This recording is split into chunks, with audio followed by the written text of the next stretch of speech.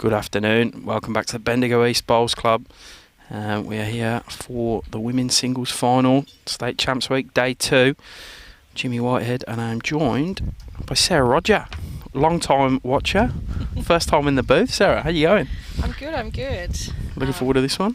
Yeah, definitely. I mean, Nicole yesterday, huge comeback against Triz. Fantastic to watch, and Olivia, she's just in great form at the moment, so I think this is going to be a real cracker of a game. Yeah, she was white hot yesterday, Olivia. She knocked out Mary Tregar 25-3 and then followed it up beating Lorraine Dowson to 11. Nicole McKenzie yesterday, we saw her beat Sue from Geelong in the morning pretty convincingly, and then obviously on the line stream did it from behind, was down majority of that game against Tris Thornton, but came back and won, and they've both won their respective semi-finals this morning. Olivia over Maureen Drennan and Nick over Nicole Went, who was going very well, Nicole, so good pick up. Now, you just mentioned to me you played with Nicole McKenzie last week at City versus Country state trials. She's playing well last week and followed that into this week. Yeah, I did. I got the pleasure of playing with her for all 5 games over the 2 days, and she just bowled fantastic. So she played some great conversion shots. She was drawing well as well on top of that, because she was trialled in the 3rd position. So she definitely showed that she's got the range. Yeah, so awesome. And I mean, to get to a final in singles, you've got to be a good draw bowler as well. So 100%. So Liv will start us off here, N1, first to 25. She's won multiple under-18s titles as Liv in singles. In fact, she won the girls under-18s for the last 3 years prior to this one. She obviously aged out this year. So she is a very accomplished singles bowler. Correct. Sorry, I'm just getting instructions on the camera. This is how multitasking I am. It's a great start from Liv. Definitely leaving the hard work to you. He does this all the time, like it's the easiest thing ever to flick between camera angles. So Graham running about 16. Wind's just getting a touch, like you can feel it, but it's not. Shouldn't affect any bowls really. I think it's just a light breeze. So you're in a few events this week as well, Sarah. What are you in? So we came up today because I play in the pairs tomorrow, and then head back to work for a couple of days, and I'll be back up at the end of the week for the triples. So nice. Yeah, we sort of, being that we start on the Monday, we thought we'd come and spend our Sunday afternoon up here watching bowls. So why not? And definitely glad we did. I was packing the car this morning and it was drizzling rain, so definitely better weather conditions up here. You have a bit of a roll this afternoon after these? Yeah, hopefully. Yeah, sweet. Yeah. Be nice to put some down on the nice quicker green and get a feel for the pace. So fair effort from Nicole here. We'll get back to the line. She's just a little bit heavy. Still one to live. Laureen Smith, our marker.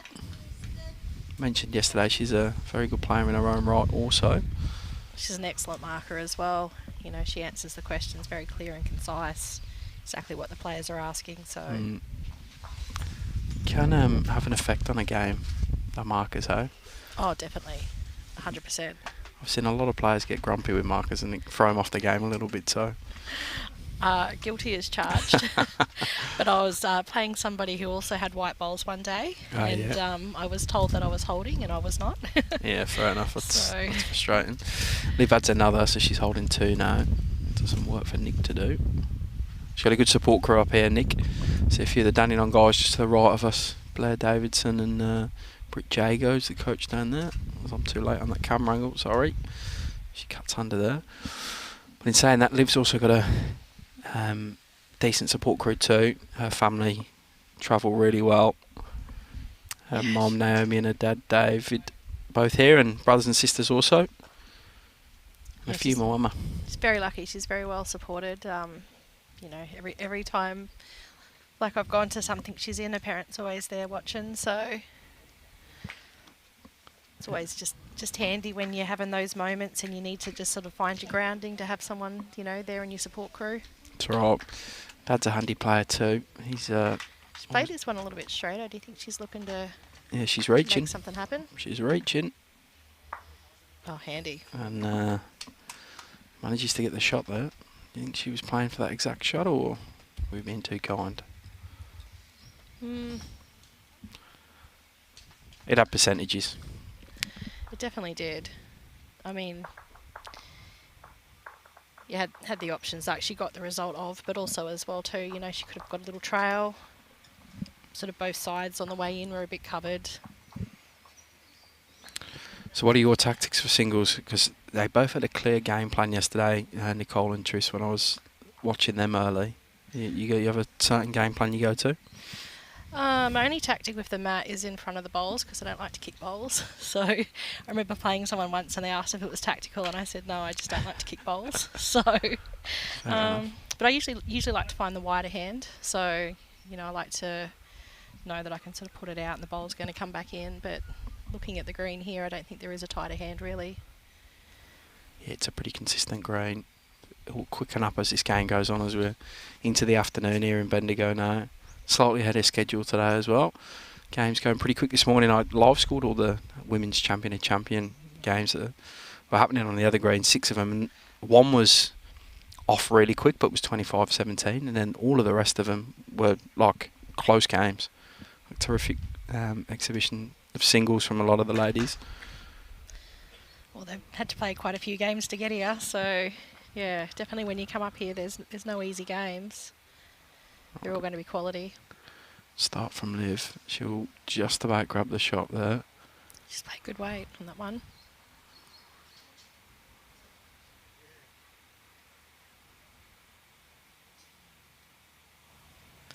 And then we've got the men's final in the fours going on over there as well. Yeah, it should be a ripper that. Geelong v Murray Mallee. 2 skips you can see on the screen. Top left, the young Tyson Cromie. As Nicole unfortunately headbutts that jack over to a Liv. And then, I don't know, some geezer, don't even know his name. Joshy Thornton. Might have heard of him. Yeah. Said earlier, I actually planned a quiet night tonight, but if he goes and wins this, I don't think we'll be having a quiet night. Oh, well, at least you've set the expectation. So yeah, I'm not going to have a nap this afternoon or something. Liv. Oh, she's played this beautifully. It's a very Great good home. capture. I think that's what's going to win this game. They both have the ability to play big bowls, but the consistency and the grouping of bowls is going to be real key for them. Yeah, just having the position. And the thing is as well too, they're both just beautiful draw bowlers, you know. Choco, the men's fours is next door. You can see him N1 there. We'll keep you updated on the scores and what is tending to happen. These last 2 days is the women's singles will finish before the four, so we'll move the cameras over and catch the end of that fours game. So I sort of tend to think as well too, there's probably going to be more than one dead end on it as well. Correct. So, oh, she's played this beautiful again. Yeah, sensational stuff from Liv. See why she's playing in the final and we're sitting over here. A bit of a target though. Sarah, if Nicole wants to have a little look for it. She's got that one behind.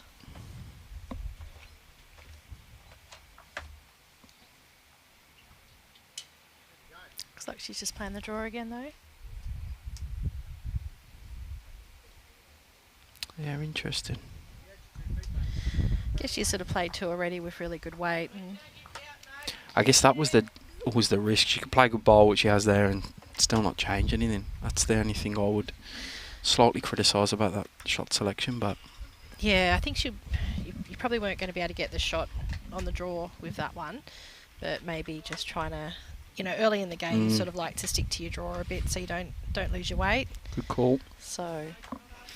Now there is the Women's Champion of Champions quarterfinals kicking off at the moment. We had one start a bit early, which was Jan Jeeves from Strzelecki. She's going up against Cass Millerick from Bendigo Campaspe Goldfields. That one's currently 8-6 to Cass. Lydia's got a shot here. If she moves that jack back, she could still make a couple as well. Or sits that one flush out, which she goes close to. That's 3 rippers from her. 4. That's sensational. This early on. She's going to be a cracker. She's going to be hard to contain, I reckon, Liv. Yeah. It's all 3. And there are 3 other games happening on B Green, Bendigo East, which are being live scored. So if you jump into wherever you get your results from, whether it's via the BV website or on the Bowls Now app, click into the game or click into the Victorian State events, into the Women's Champion of Champions. Click into the game you want to see the score for, and there'll be a live scorecard happening in there.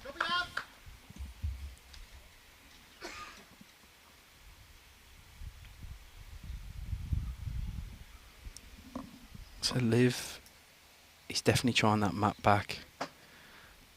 Jack up, which Nicole kind of copied as well, didn't she? Yeah, she did play sort of a very, very similar length. So, and she played 2 really good weighted bowls. She just sort of missed a line. And she did pick up a jack with one, actually, come to think of it, and brought Livs in.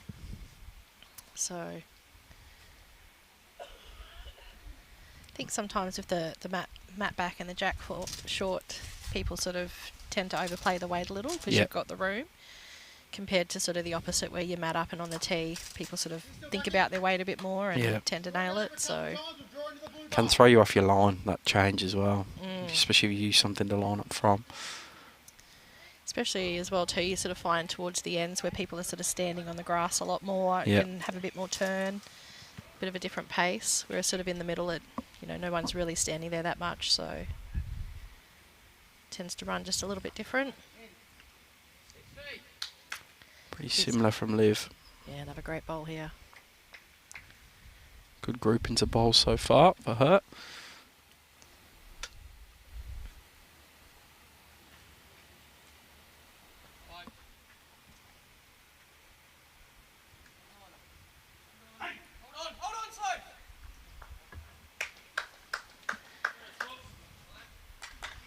Close from Nicole.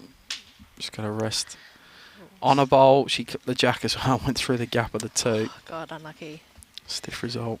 Sort of wanted to fall in and then it did a little pivot and fell back out, unfortunately. I know now, so we are very lucky to have Sarah on commentary, even if it means one less viewer on the stream. Don't worry, I'll watch it later. He'll be up here this afternoon when he knows.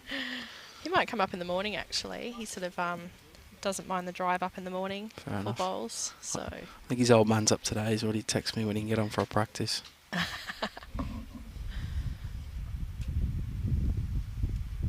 think Gary's going to love the pace. He doesn't mind a quick green. Yeah. So he'll... Can Nick hold on enough here? She's Oh, jack again and no result. Probably overplayed at weight slightly, but... She sort of might have been trying to plan a little bit of a sit and stay on that one, but... You know, when you're at the other end, the bowls, when they're sitting sort of like that, they look a little bit closer than what they are. I think Liv's going to add another here. She does. She's just bowling sensational. So that'll be 3 and a measure. Noreen indicates the marker. I mean, look, my criticism slightly of Liv there is she's given another one for Nick to sit on, but the way it's going for Nick at the moment, she'll manage to find a gap there somehow.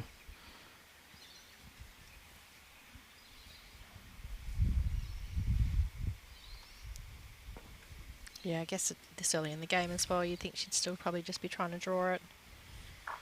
So you wouldn't really sort of think that you'd need a back one, but...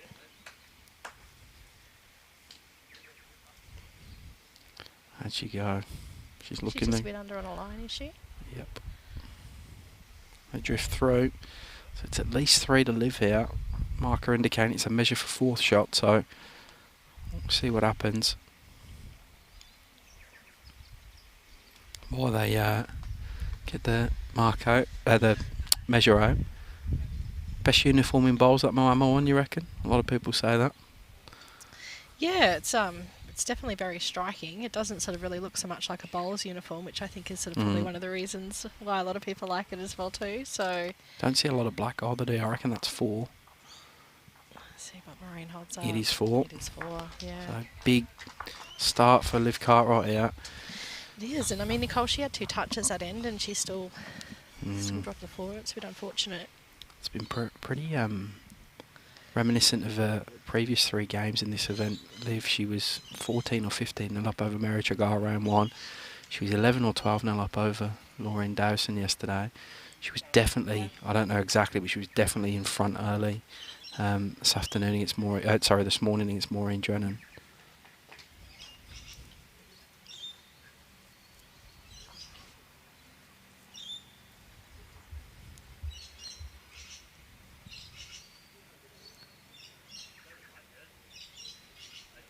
And she's creating that first bowl pressure again, Sarah, which is massive in singles. It is, yeah.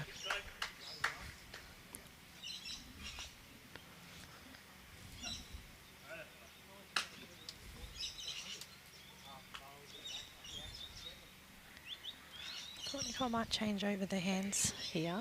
I think I've noticed a bit that everyone tends to play on that side, but you know, Anne in the first game yesterday, she bowled really well on the other side of the green, so.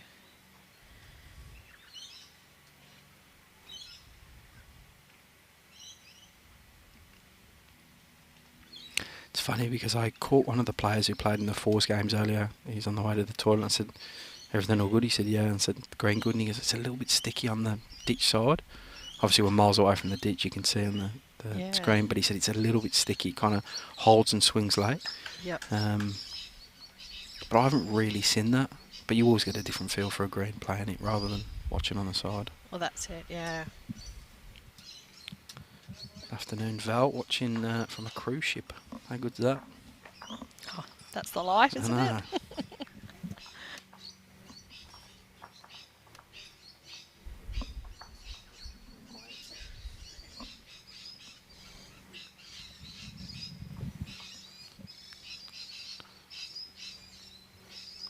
I thought that would have been an opportunity for Liv to go to the forehand, but she's continuing on the backhand. Oh, she's nailing that side. I wouldn't change. You sort of get in the groove. Yeah, top stuff.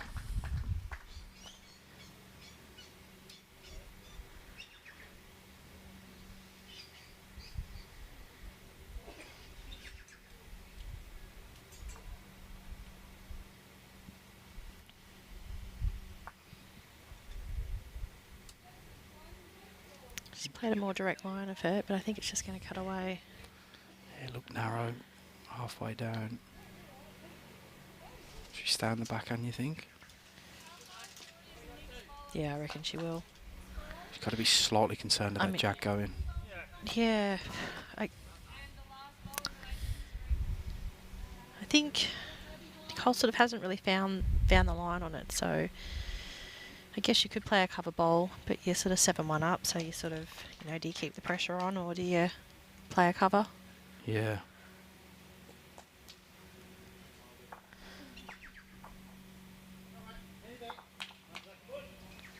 I think this side from roll up, this is sort of the first one she's put down on that hand as well.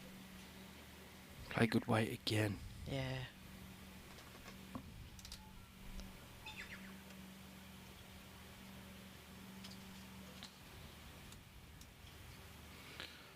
The great man, Muddy Flapper in the comments. 15 ends for the fours final. Next door. And yes, Ray, I did play pretty well on this green the other day. Had a Team BV versus Team Kids the other day, Sarah, and we might have beat them comfortably. We even give them a power play in the last end, and they still couldn't catch us. Who was the rinks for? It was Mal leading for us, and then Campbell, our participations coordinator, second, and I skipped it against Kane Wilson, Oscar Jones, and Seb Pretty. Demolished them. Didn't really give him a sniff. I think was it you skipping or was it Mel's leading? It was Campbell playing second, actually. He hasn't played bowls for 6 years. He used to play Armadale, and he's also a VFL umpire, so he's sort of focused on that now, and not so much his bowls, but he played out his skin. Yeah, I'm sure about this one. Definitely 15 ends.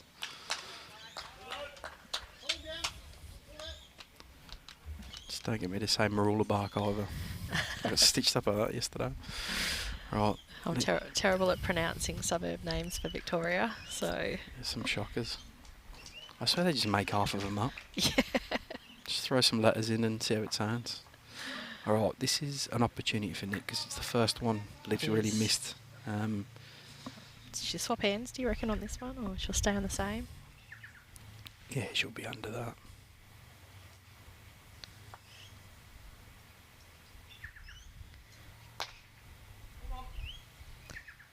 Sometimes as well in singles, it's a matter of just sort of like just getting the mat and having Yeah. the jack roll of, a few ends to get the feel for it. Because I think, Olivia's jumped on. She's definitely found the pace, definitely found a line.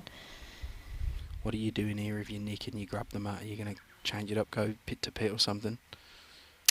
Probably wouldn't go pit to pit. I think if she's not quite finding it yet, then that's probably not also the best for her. Usually for myself, I sort of just go to my preferred length, which is sort of like mat to the end of the line to the tee. So, and then just sort of like, because I know what that feels like out of the hand. So get the hang of it, get the pace. Sometimes as well too, like they sort of say, well, if your opposition's playing one length, you should try and like change it up. But if I'm playing it just as good, then, like I'll usually stick with it and, back myself in to be more consistent over the amount of ends it takes to win. So, good. Oh, I thought she just got the jack there. Yeah, same. She's that bowl's a familiar bowl for her. She's got close to the jack and drifted through a few times. It is Sarah Catherine on mark.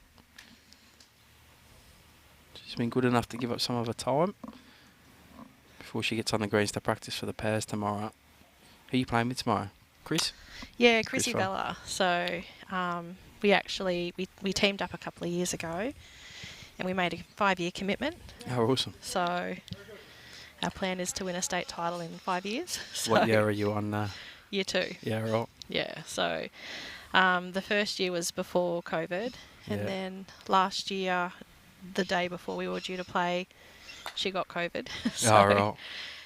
So yeah, I sort of took the opportunity then to grab my sister to play with. So she's sort of a newer bowler and it was her first region event to come and play pairs with me. Awesome. So Nick's grabbed shot here to live with some work to do with the last bowl. It's a good shot and a confidence building shot for Nick. Yeah, she hasn't been far off. Has Liv gone here? She said it. It's going to float round. Good effort though.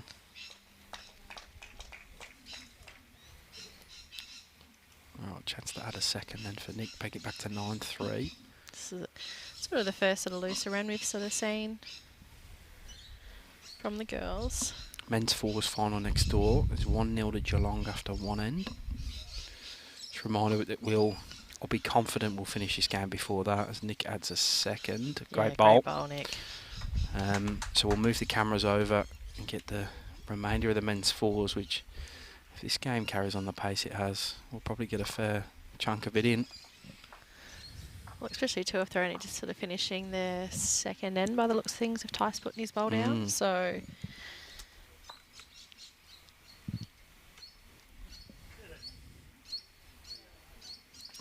these girls are a little bit more hustle than those boys.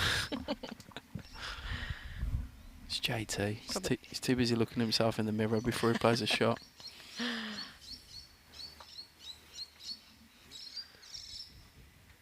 I think as well too, they sort of, the skips and the thirds and that sort of go up to the head a bit more and stuff with the fours. A bit more consultation on shots. Yeah. So she stretched the length out a little bit here. I think she sort of was playing this sort of like more towards the tee length yesterday. So Handy start. Yeah, good start.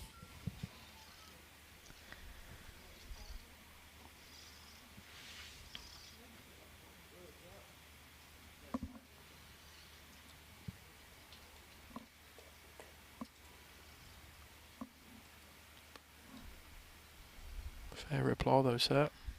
Yeah, definitely. It's the thing too when you're finding it. It doesn't matter if the length changes or not. Hey. Yeah, you see the jack like a beach ball. It's a reminder there's as well as the men's fours final. We've also got the quarter final of the women's champion of champions going on. We've got one of them games on this screen, which is Cass Millerick against Jan Jeeves. So Bendigo can possibly Goldfields versus Strzelecki. 12-6 the way of Cass at the moment. The other 3 games are on B Green, and they are being live scored. So jump into Bowls link, click on the game, you'll be able to get end by end score updates on that one.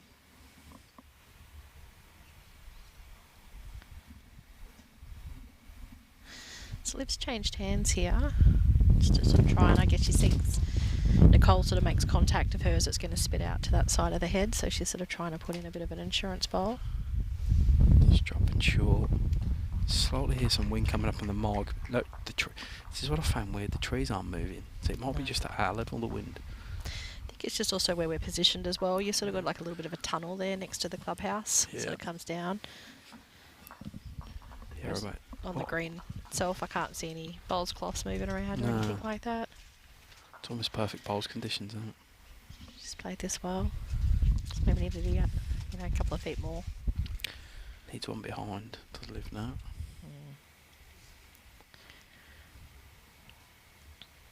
Continuing on the forehand.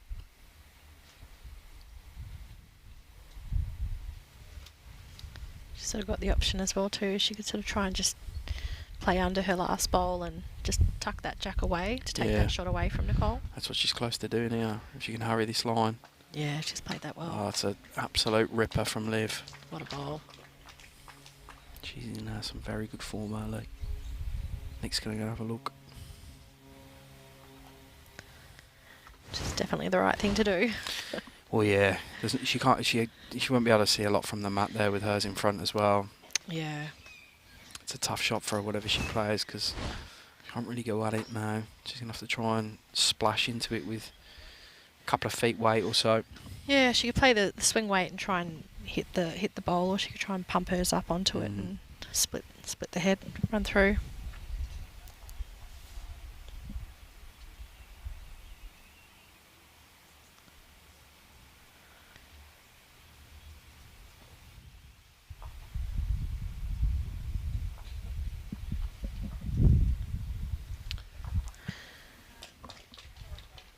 Gonna go under.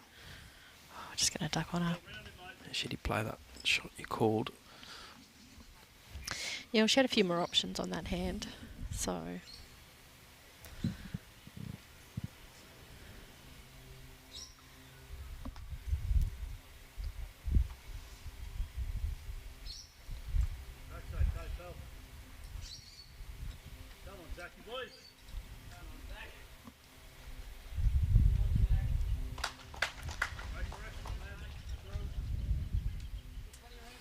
Right, looking at a third. Looks a bit wider than the last. The other one was tracking beautifully under that bowl. She's pretty much right on that bowl. She'll take a 2. Played it safe. 11-3 now to Liv after 6 ends. First to 25 in this one. Reminder, you win this, you go into the Nationals, Australian Championships. When are they being played? October in Perth. I think the clubs are Sorrento and Joondalup, however you pronounce that. I'm unsure off the top of my head which one is actually hosting the Australian Championships, but I will find out before. I'll just check my emails, I've been there somewhere.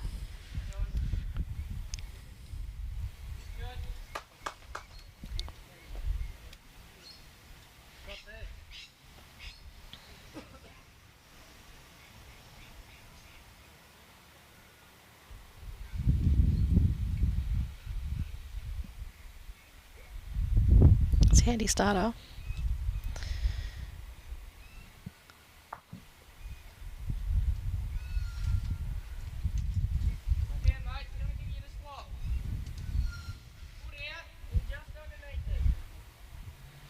Just giving Nick a bit of room though, so I mean Nick could jump on first and get that first bowl advantage. Yeah, it is Joondalup for the Australian Championships. Yeah, but you know how pronouncing that one. It's just a bit like Marulbach. Yeah. Good afternoon, Casper. Hope you're well, buddy. Got your lads from Ocean Grove playing next door. Currently, they haven't updated the scoreboard after the second end, but they won the first end with a 1.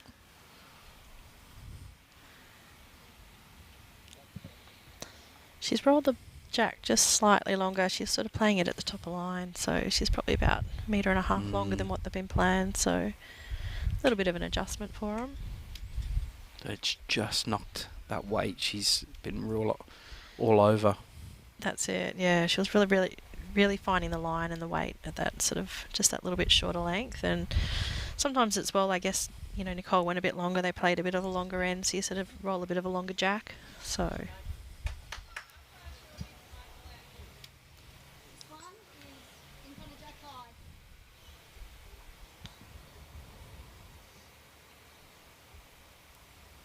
switching over hands. Yeah, I think it's the easier shot for her now on the backhand. Yeah, the open one. She's wanting this to hurry. Track was very good.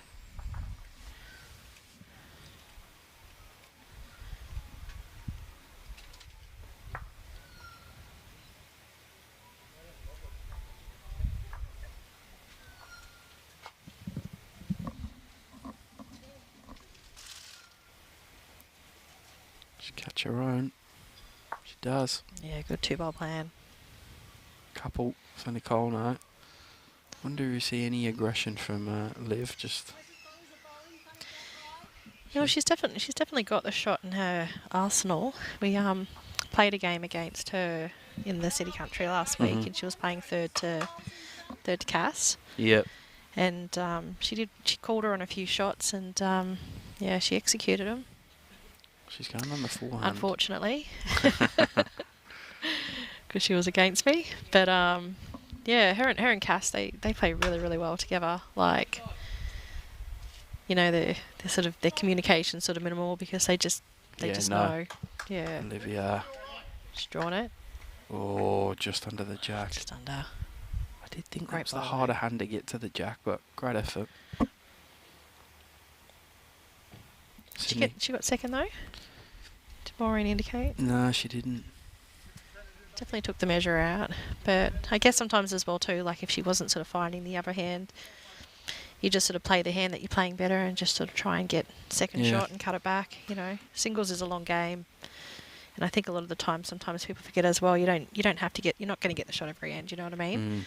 And sometimes it's a matter of as well, just sort of, you know, keeping your draw, keeping your line, not doing anything wild, especially when you've got sort of a bigger lead like this. Yeah, fair call. Just play it safe. That's it.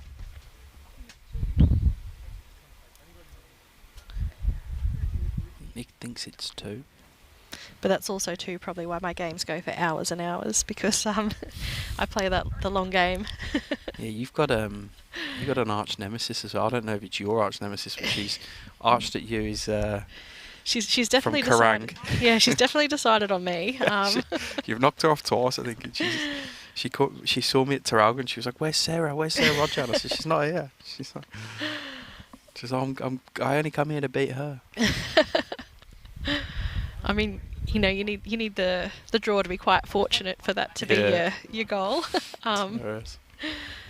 But you got an arch nemesis, Jimmy? No, I'm not good enough to have an arch nemesis, Sarah. No. I don't know. I don't play bowls that often anymore. I need to play more. I need to play more singles. I grew up playing singles. Crying Green Bowls is a singles game. The first time I met you was in a game of singles, actually. Do you remember? Oh, yeah, MCC, Winter Pennant. MCC, Winter Pennant, yeah. You're playing for Flemken, and I think I was playing for MCC. No, I was playing for Albert Park. Albert Park, yep. And you remind me who won, Sarah. Did I win? You won. Yeah. Yeah. Sweet. There you go, 1-0 to me. There you go, I'll be arch nemesis, how's that? Yeah, I'm just not replaying you. No, well, that's it. We haven't played again since, so I wonder if that's tactical or... But yeah, I don't mind the winner pennant. It's a good way to sort of keep your touch up over the winner. And, you know, if you go and play at clubs that have got synthetics or indoors and sort of stuff like that, like it's not so bad. The greens.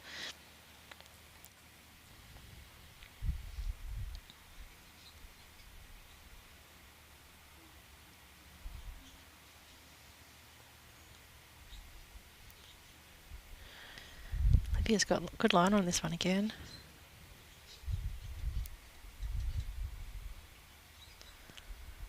Yeah, it's a pretty fair start. Yeah, good reply.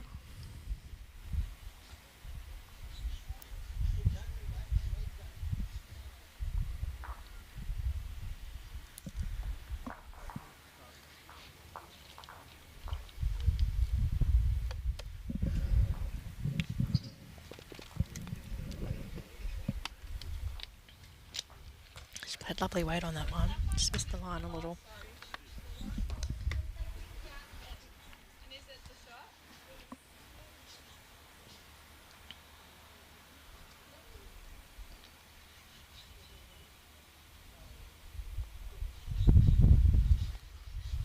Boys from Geelong next door are 3-0 up after 3 in the men's fours final. They've got a measure on at the moment, so they might be adding another one to the scoreboard, but I will let you know. Another one in for Liv. Yeah, lovely. They're adding a 1 on for Murray Malley, so 3-1 after 3 in that men's fours final. Reminder, we'll move over there once the singles game finishes, if it does indeed finish before.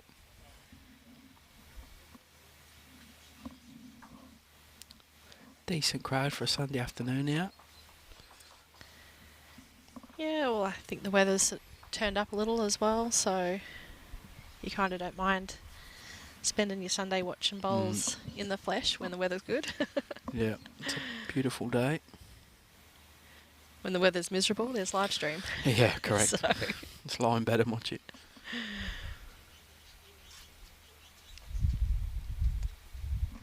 Just gonna pull up this one from Liv. Yeah, I wonder if that hand's maybe just a touch slower, maybe because so everyone's playing the other side so much.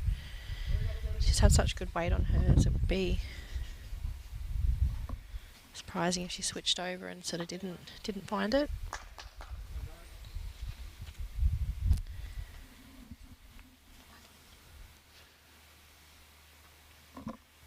Quick on that one as well, so she said 2 then? Yeah, she said 2, so chance for a third for Liv.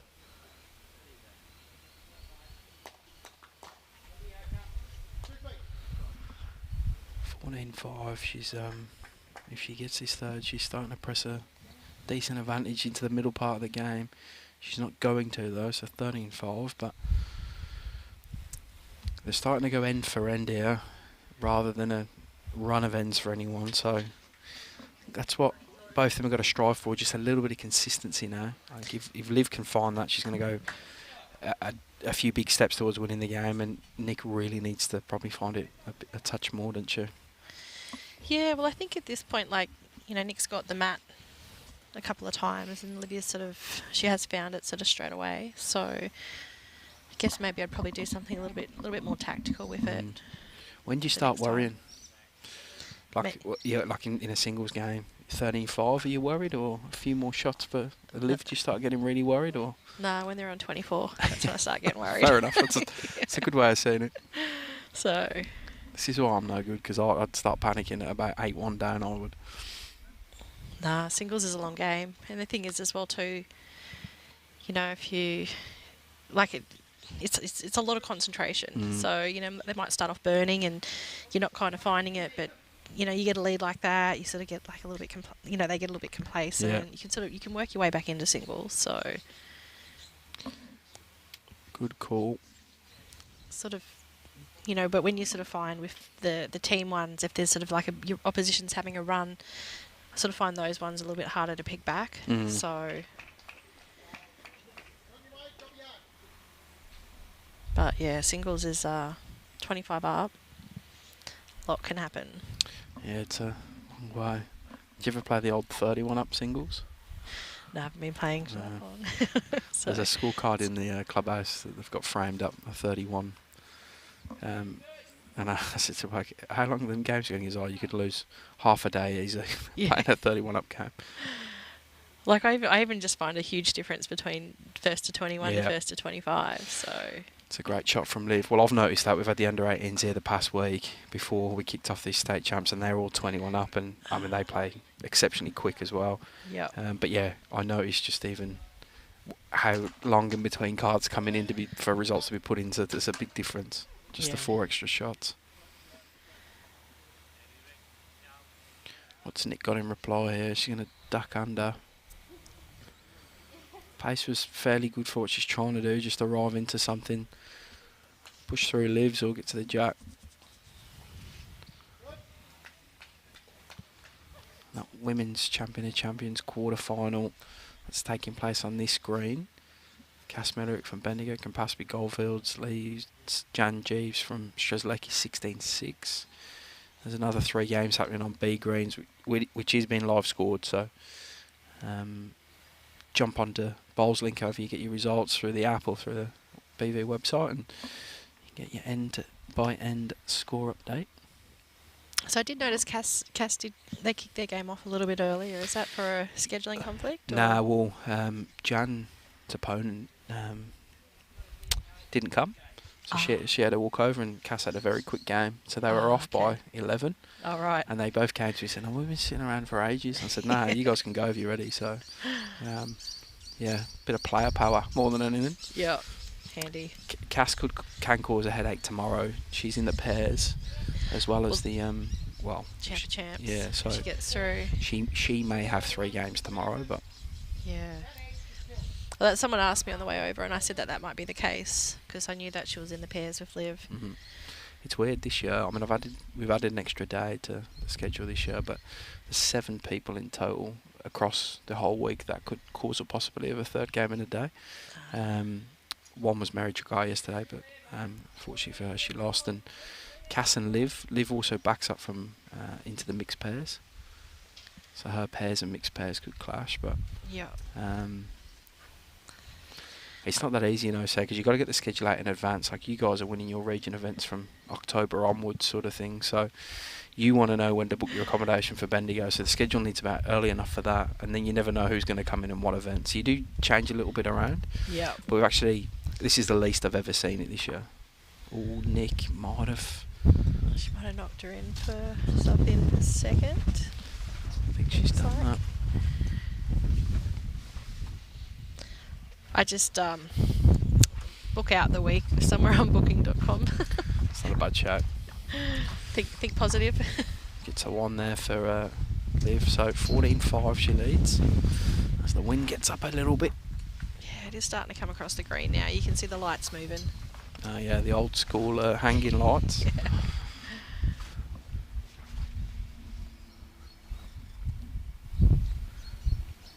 So I can't remember what club I was at a couple of years ago, and they were taking these down, and they were like, such a waste. And I said, I'm telling you, you'd be able to flog these lights, because cafes and restaurants, these are... The industrial. Yeah, they love them. But I can remember, I think it's definitely a better format this year. Like, you don't have anything going till late in the night, do you? No. I was just saying to James this morning, I remember a few years ago we were playing the 4s and it was freezing.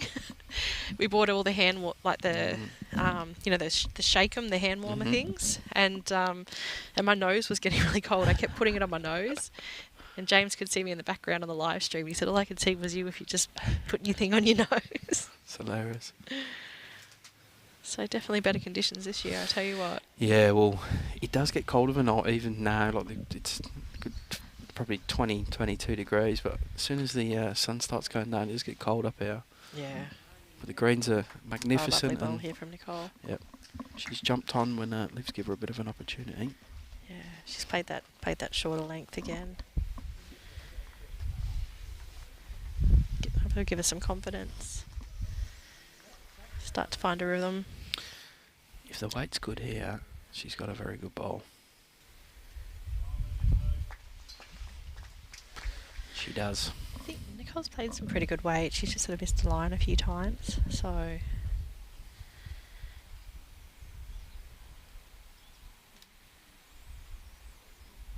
It's a bit of a BPL clash as well, isn't it? Moama Steamers against the... Yeah, they're called the Melbourne Pulse, but we all know it's the Dandenong Club. Yeah, so I think once she finds her line, I think this game's going to tighten Great shot. up. Good ball. Here we go. She's starting to dial in, Nicole.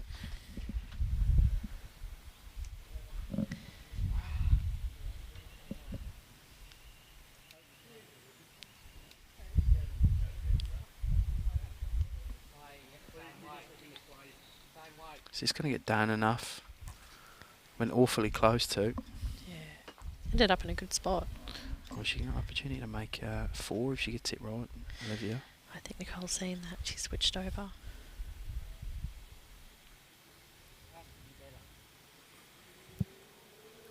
She's got the opportunity. She can get back to those ones, or that's sort of her on the way in. She could sort of turn over if she's a... Added another. Drawn it instead. Good stuff. Opportunity for Olivia, though, if she can splash that jack back.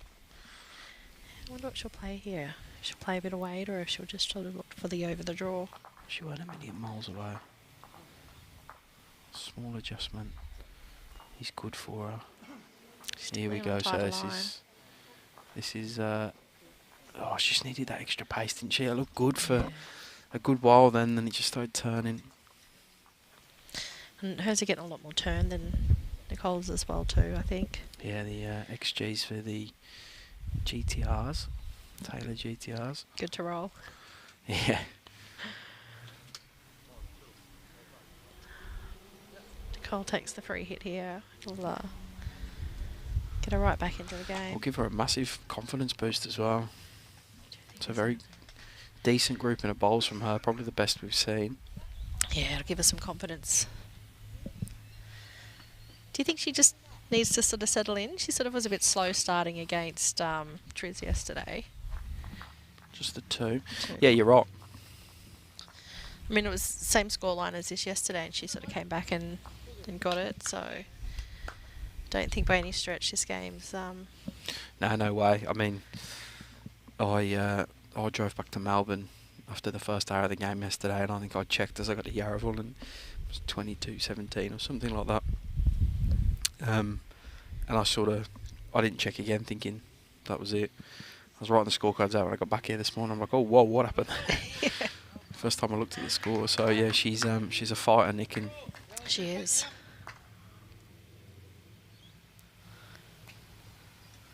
It's a 3 apiece in the men's fours final next door between Murray Mallee and Geelong.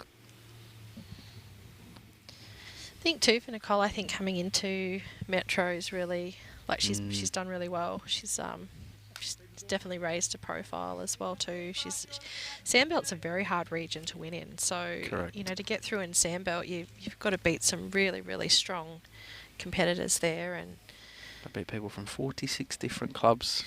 Is there 46 clubs in Sandbelt, and what 19 in Metro West? Oh, is there?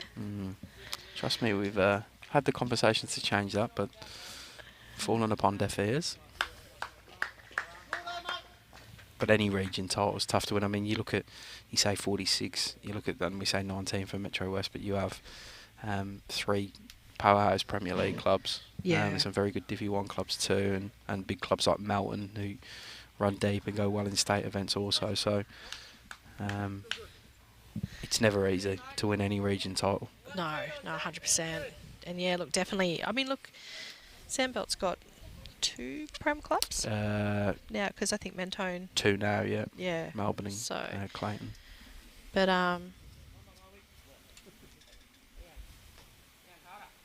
yeah, like you said, it's hard anywhere. Like, I was actually just chatting to Alana about it the other day because she's in Northern Gateway, and I was sort of seeing how she sort of went this season, and you know, especially females in that area, like it's just so strong. Yeah. So any region with Carla Krasanik in there for a start is going to be tough. Yeah. But yeah, you're right. They've got some real strong clubs, Northern Gateway. Especially with the ladies, like there's so much depth, and that shows too with the region sides last year. Like, she's played 3 similar bowls here, Nicole. It's a shame the Jack's not there. Well, I was going to say, do you think she thinks they're like maybe a little bit closer, or to sort of not sort of correct it a little, or? I mean, I've got terrible depth perception, so I'd be thinking at the other end they're only about like a couple of inches behind. So. And that's the other hard thing with singles, Hayes. You never really get a good look at the head, not like in 4s or triples where you're standing at it. Yeah, or someone telling you. Someone you can blame when they call you on the wrong hand. Liv's grabbed shot there, so Nick's changing over. Does it? Is it a trail on? Yeah, I was about to say, are her eyes wide open to that trail? She's sort of got to be under. She's close. She's close, Sarah. She's close. Oh, she can see the edge of it. Did she get it right? She's made a shot for herself, I think. Yeah, it looks like she's got one.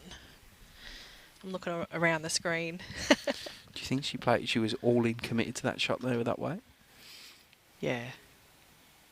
Because if she I mean, missed, she had Olivia on the way in, so she had to play to get under the bowl, and so she was either looking for the bowl or the jack there. slow down this one from Liv. It should. It does. It's just run on a little. Depends if it falls out or in. Tried its hardest. We're right at the side angle to this. It's hard to really see. Yeah. I'm looking around the screen. It's tough. Like, it is tough. It's hard to tell. I see it so often when I watch, say, like the BPL on the TV or something. I'm like, why are they playing that shot? Like, what are they doing? And then 2 minutes later, they've got the shot. I'm like, oh, yeah, okay. Or when a marker indicates, you're like, oh, come on, surely the marker's got that wrong. But TV angles, Oh, they're so different. Like, yeah, 100% BPL's a good example of that. Like, I'll be watching that and I'll be thinking, oh, yeah, they're holding. Yeah. And then they're, like, down. And I'm like, what? I mean, my eyes are bad, but... It just shows you, like, I mean, as a player, you'll look at two different versions of a shot to see who's holding. And then you often go, oh, from this side I like mine, and from the other side I like theirs, sort of thing.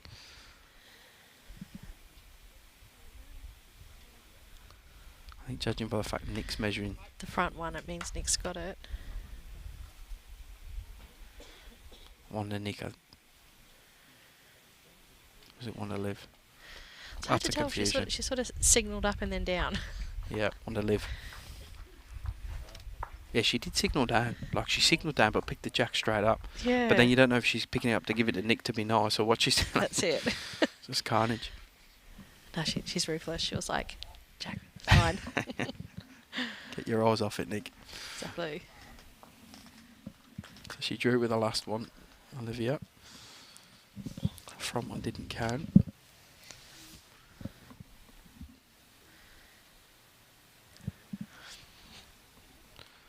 (15-7) in the race to 25.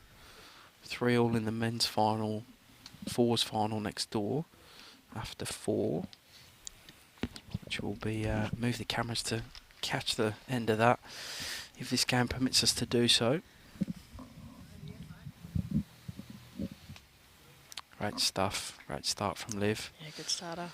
Tomorrow's action kicks off with the men's and women's pairs, of which you're part of the women's pair, Sarah, and then 2 rounds of that tomorrow, and in the second time slot of the day will be the semi-finals of the Champion of Champions. I get the morning off tomorrow. So when do the men's championships kick off? Later in the week. That's a great reply from Nick. Yeah, Oh, great bowl. that was another thing we tried with the schedule this year, was to alternate events. Yep.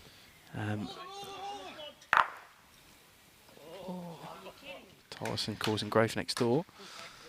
Looks like it's sort of the bowl that he wanted to get rid of just sort of jammed and went to the other side of the head. Yeah, there's a few reasons we tried the varying formats. Number one is to try and maximise even the use of greens A and B rather than C. Greens A and B are definitely better than C here. A second one is to minimise the number of markers in one hit.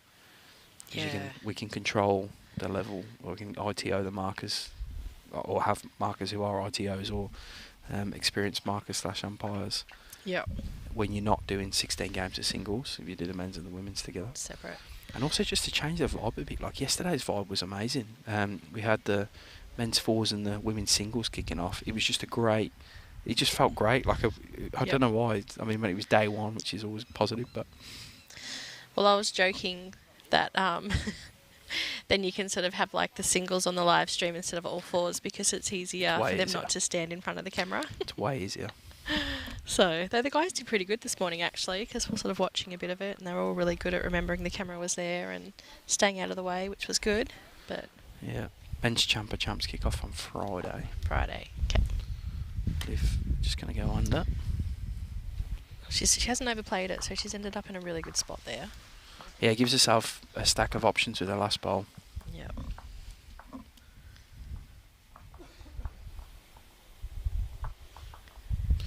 Yeah, good weather's also a Brucey bonus, Casper, for sure. Is it supposed to rain later in the week? Yeah, Thursday, but not heaps, like 1 to 5 mil or something. So, and you never know, you might not get all 5 mil. Unlucky from Nick there. Might come in the night, might come in the morning. You never know. Plus, it is Melbourne, so who knows? Yeah. We might be having a heat wave. Yeah, true. Well, this is borderline heat wave for me, 22. Yeah. This is, to be honest, 22 is my comfortable spot. 28, I'm all right up to there. Anything over that, I'm starting to regret moving to Australia, but...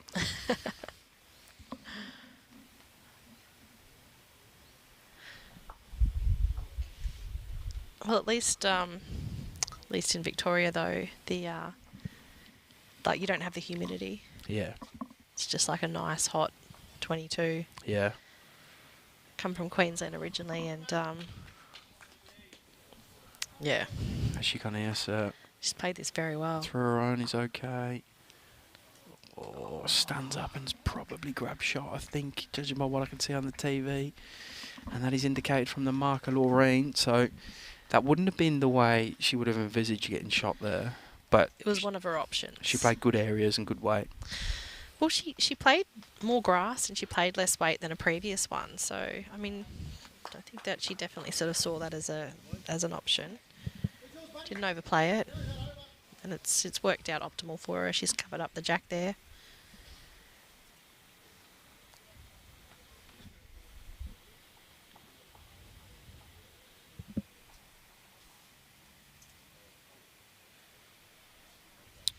Joshy Thornton and his Murray Valley boys have hit the front next door, 4-3 after 5. You can see on screen from the scoreboard. Nick's played a cracker here. I think she's going to hold for it. She's got to hold, got to hold, got to hold, got to hold. I was going to say she could turn it onto it and roll that jack over to hers. Yeah, push the jack back down the line.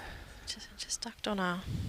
She's in the area. Once she just gets it, she's... Yeah, you always say that's your target, that ball, and she's managed to hit her target, but just not 100% of it, so... Yeah. Very close, but no cigar there. She's had a few. She's had, a couple of times she's taken the jack, but she hasn't gone with it, and, hit gaps. Before, when she had that one that did the big pirouette and fell out, yeah. She played a great bowl, and, yeah. Still a long way. Yeah, still 9 shots required from Liv, and we know Nick is a fighter. She was down yesterday and came back and won, so she's done it always, actually. She was very dominant yesterday morning. She obviously had the comeback win yesterday, and then she was in front and led all game this morning in the semi-final, so she's got all modes of victory so far. Maybe it's just being on the TV rink. Don't say that, because then I'll get the blame. No. Then she likes to put on a show, Start again from Liv. She likes to drag it out for the viewers at home. Yeah, maximise it. Take it down to the wire. That's it. Taking advantage of the screen time. She's the new bowls operations manager at Dandenong Club as well. Been there a couple of months now. She's got the perfect temperament for it. Yeah. She's just so, you just couldn't see anything phasing her. She's always positive. Yeah. Alright, it's going to force Liv to change her hand. That short ball from Nick. And Liv, working at Moama Bowls Club now. She's... Oh, is she? Yeah. Working for Big Kev, who I've just seen rock into the joint somewhere. Come to watch his partner. They give a lot of really good opportunities up at Moama. We went up there and there was a lot of bowlers and stuff that they've got working there. So yeah, you're right. Gives them the option to sort of be able to still have, bowls as a big part of their life, and, finding that work-life balance and, having the income as well. And you leave your estate player. So Victoria, you get that little bit of flexibility with that sort of stuff as well, which is always hard at that level. You're trying to juggle work and the commitments to bowls. Yeah. I mean, also as well too, Moama's a great supporter. They support the live stream, don't they? Yeah, power our live stream. All the Premier League stuff we do. All these state championships, region side, state pennant. Obviously host partners for them events too. Liv. She's going to trickle in there to count as well. Yep. So a couple should be holding there, I think, at least.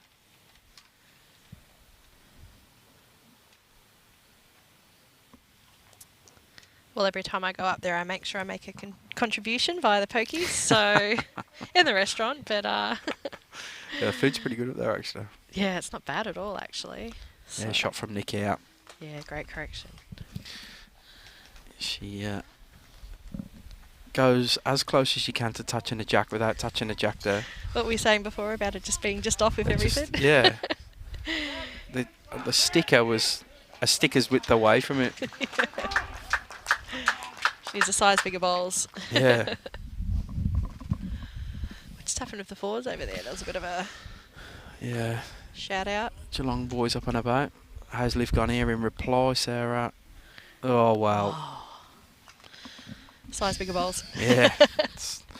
Stiff back.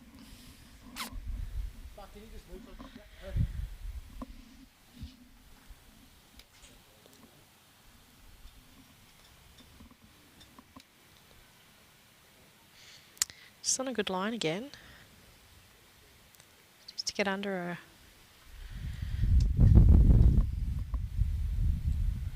Just going to run. Ooh, that probably... Just ran through, I think. Yeah, from the angle we're at, I think so. And yeah, Liv kind of signals one. Yeah, I could tell when Liv sort of gave a half clap and then stopped. Yeah, just the one from Nick. Great shot with her third bowl there. Let's see what she does with the mat. Interested to see if she changes it up here. She's sort of settled into the game a bit more and sort of try and throw Liv out a little. Yeah, she's only really 2 ends from being right back in there. She puts a 2 and a 3 up as an example. She's 3 shots behind and you're right in the game then. That's it. She's got a longer length here. Yeah, interesting. See how she goes with the first singles. You can create that first bowl pressure. You go a long way to winning a game. You watch the Adelaide Masters, the recent singles tournaments. Good games there, and mentioned it earlier yesterday. Brett Spur, teammate of mine at Melbourne, knocked off Aaron Sheriff. His first bowl pressure in that game was phenomenal. Yeah. He did back it up with really good fourth bowls as well, but his first bowl pressure was she started insane. off really well here. That's exactly what Nick's done here. Great stuff from her. Bit of chalk. Yeah, no, James tells me I'm an absolute bowls tragic. If there's a live stream, I'm usually watching it. we actually last night after we'd watched the stream here all day, I said, "Oh, Bowl South Australia had a game on today. I think it was the men's singles final. Do you want to watch it?" Oh yeah, well, that's a fair game to watch as well. I watched a reply from Olivia. What a bowl! They're both dialing in. Liv and Nick now. Keeping the marker busy.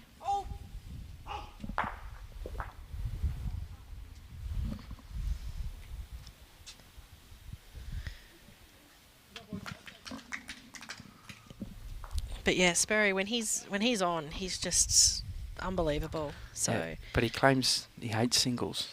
Yeah, hates to play it. Yeah, look, I struggle with singles a bit because I like the team aspect and I have this thing when I play singles. So I wake up in the morning and I'm like, oh, I've got to play singles today. My games always go for hours. I know it's going to be a long game and can I be bothered? And then I sort of get there and I start playing and I'm like, all right, cool. I can sort of get into this now. Fair comment, Casper. I'm actually doing a bit of work. The Melbourne Bowls Club used to have the Pairs Masters. I am looking at trying to bring that back. Once I get some downtime in June, I'm going to look into doing that. Oh, that'll be good. I think there's still... Richmond's got the Masters singles. They haven't run it for a few years, haven't they? Haven't they? No. I haven't seen that for a good couple of years, the Richmond Masters. And then there's Essendon that has a triples. Yeah, so... Yeah, I wonder why, if anyone is listening who plays at Richmond or knows, how come they haven't had the singles for a few years? I did see Scooter in the on the stream earlier. He might be able to tell us. Very prestigious, that event. Yeah, well, you look at the list of winners as well too.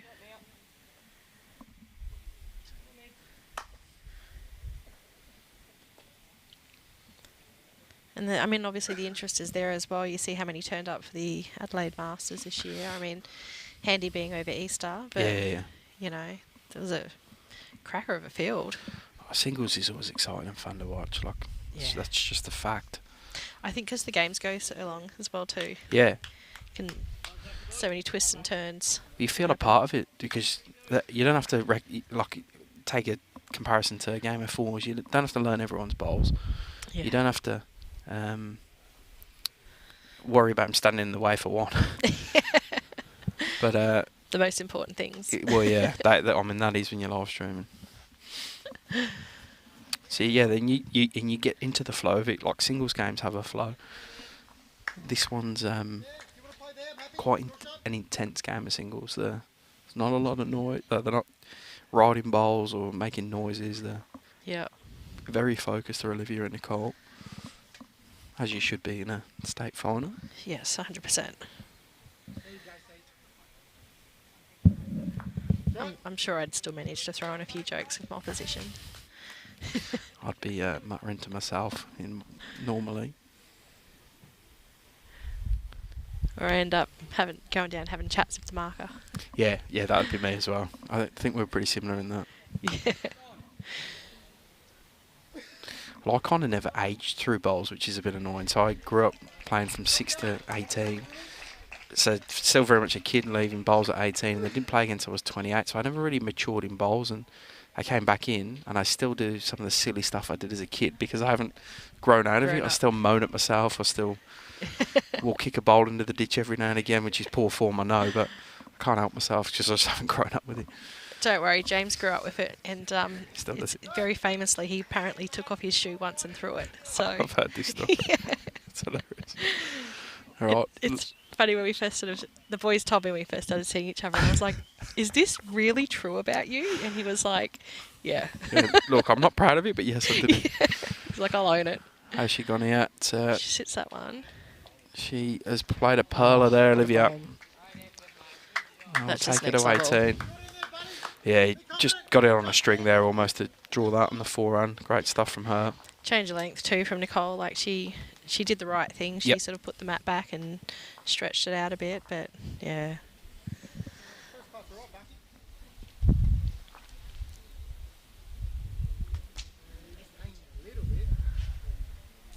Well, I didn't start bowls until I was in my 30s. So, okay.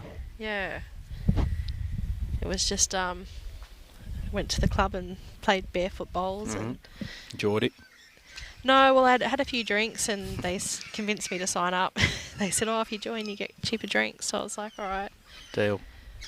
So I signed up, and then a couple of weeks later, I get a phone call, and they're like, "Oh, what are you doing today?" Yeah, sure. So. Handy start from Liv, just a little bit high on the line. Not bad though, considering they've just gone from the longer to the shorter length. It's still a pretty good starter. Like it whipped right at the end, that bowl as well. Yeah. It's almost, you see them. The XGJ. Yeah, the charts where they show you the turn of the bowls, that was almost perfect to a Henselite XG turn there. You might be able to sell them the footage later to use in their advertising. Yeah, good partners of ours, Henselite, support the Vic Open. A few of their players on display this week as well in the under-18s with young Kobe and Cromie, whose brother's playing next door, and also Lily Dodd, who won both of them took out the under-18 bowler of the year in the male and female category. Judged over 2 years, bit of a it's a funny word, however you want to say it. Liv. What a ball from Liv. Again, goes as close as you possibly can. Like she almost danced around the jack without touching it then.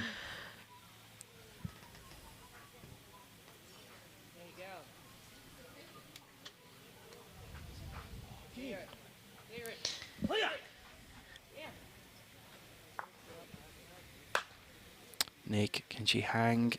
Going under. Good home for her though.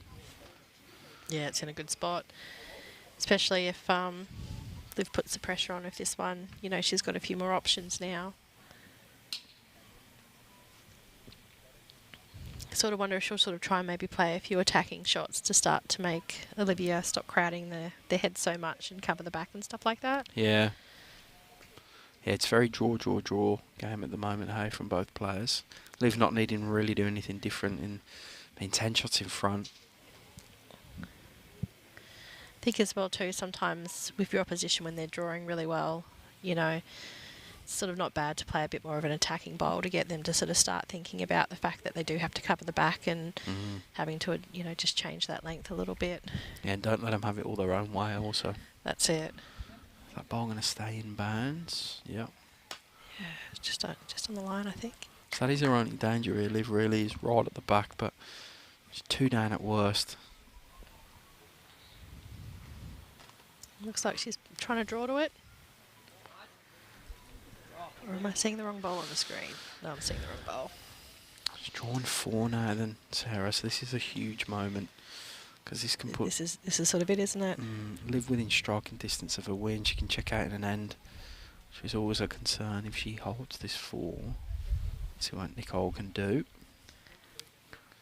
She's going to play. She's sort of got that more attacking line, but does she have the weight? Going to swing away. How far does it swing away? Attacking line, but draw weight. That will still be the 4 for Olivia. Big moment in the game, that one. Chocker 6-3 to Murray Malley next door, mate.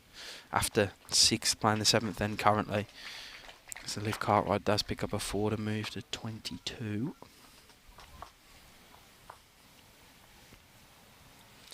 Reminder, we'll move them cameras if this game finishes before.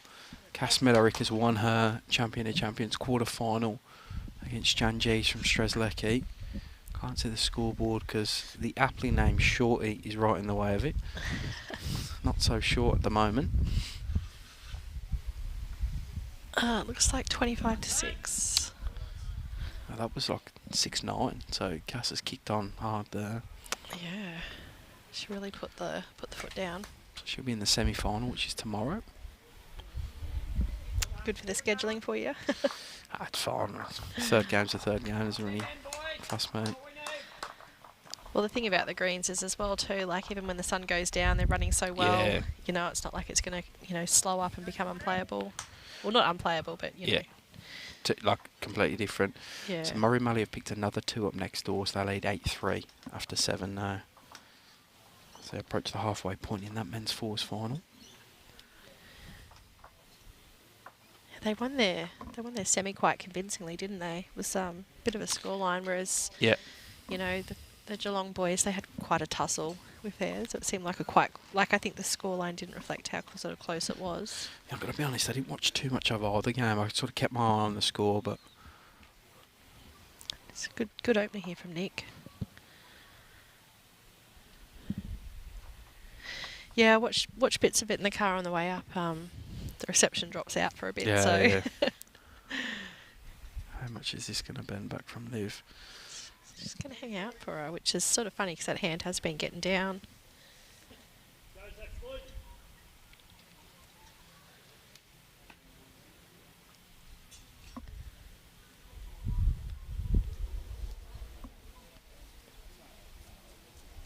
Both girls have got such nice deliveries as well. Yeah. Pretty textbook. Very, very silk.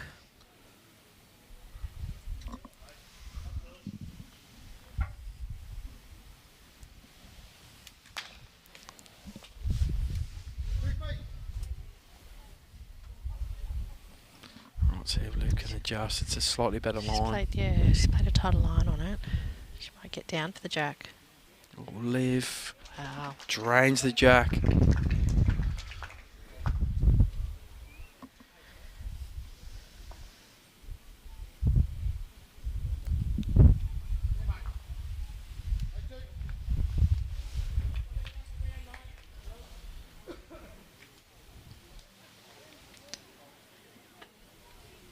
she going to get down on this one? It doesn't feel like it. No. However, not the second. Yep. It's a good cider for a fourth. Well, Liv go here. Backhand. She did think about it. I think you play the similar to your last.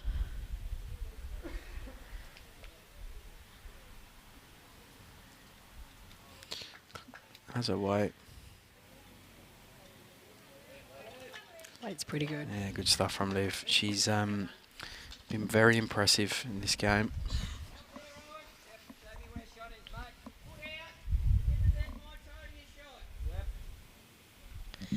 She used to play at Hilltop, is that right? Yeah. Yeah. So she'd be loving the pace. Yeah, it would suit her, this type of green.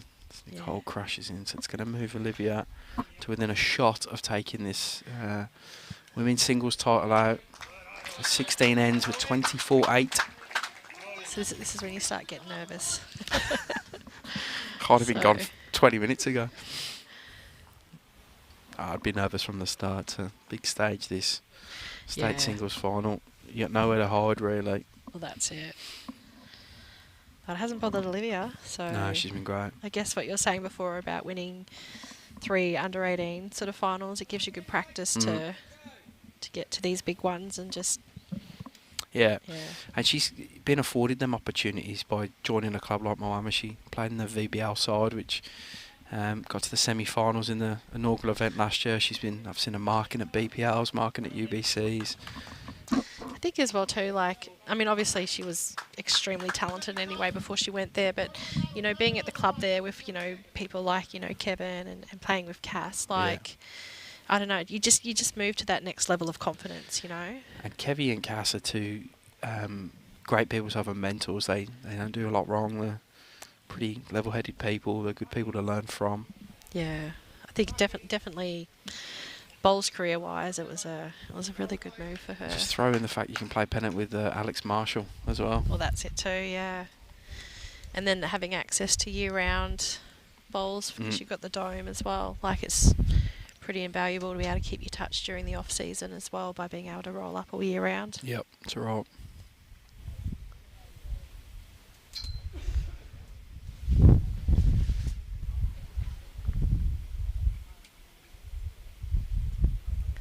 But I remember when I first started bowling, I played up at Hilltop in a Vic Open, and their top green, it was just so fast. Yeah. I'd never played on anything that fast before. Like, it was just incredible. Yeah, I've had that experience. Obviously playing a lot of slow greens in England. I played it, I think it was Rabina, and it was about 19 seconds, and I felt like I'd never played the game before. I felt like I was bowling on a green that was downhill both ways. It was just ridiculous. It's crazy. I changed my bowls, my stance, my grip, everything after that. I was like, I got no idea. It's like relearning. Yeah, it was like a foreign sport. Oh, so Liv's holding one, but not all over it. She's rolled a longer length this end, so she's probably rolled that jack about maybe A good? 3 or 4 metres longer. Yeah. So, do you think she's done that tactically to throw Nicole off, or do you think I guess you can get a bit creative when you're sitting on 24. that's it?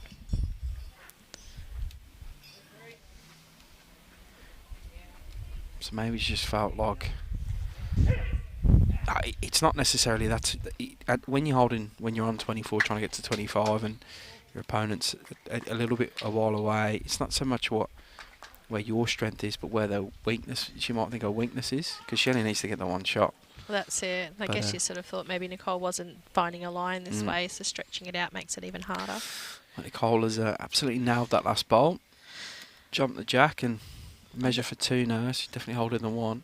On the backhand too, which, yeah, not many of them have been playing that side. So I think she's played forehand most of the game, so switches over and nails it. Oh no. Olivia's Oh, if she caught the edge of that, I could see. coming in. Yeah, things happening. She just took a little wick, then I could see her getting down to the jack. So Nicole still holding after that, and she gets an opportunity to add another. And brick by brick, slowly mount a comeback. Well, that's it. Was a great mate Fluffy say, build the wall. Oh, he never used to say that when I was leading to him. He said, get your bowls up. Build the wall, brick by brick. Couple to Nicole.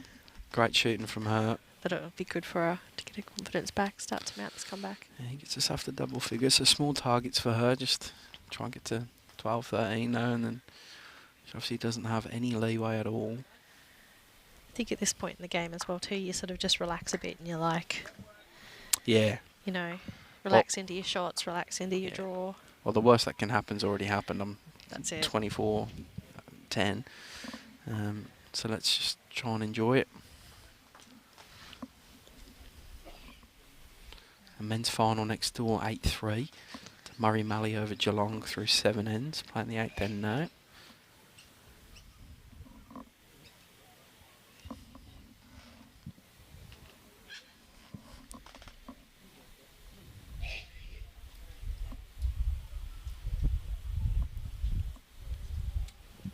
So Nicole's sort of rolled Olivia's length.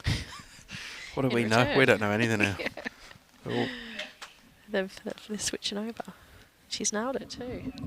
yeah, handy start from Nicole. Force lift under that forehand.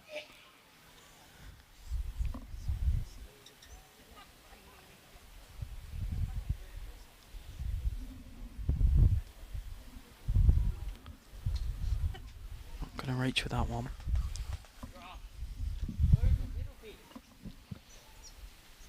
Sometimes when there's one hand that's running better than the other, you don't mind just sort of dropping one short on the draw line, making them switch over. Yeah.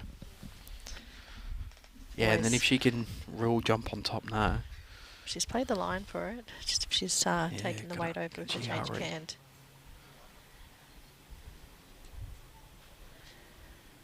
Oh, it's still there for Liv. She can find a good bowl. She just needs about a couple of foot in the last. Geelong have won that end next door. She's got good track again. Looks like she's drawn it. Yeah, top stuff from Liv. Yeah, great bowl. Great bowl. Well, Geelong have picked up. Well, JT's hovering between 8-4 and 8-5. So 1 or 2. See him on the screen there. Second best commentator at BV.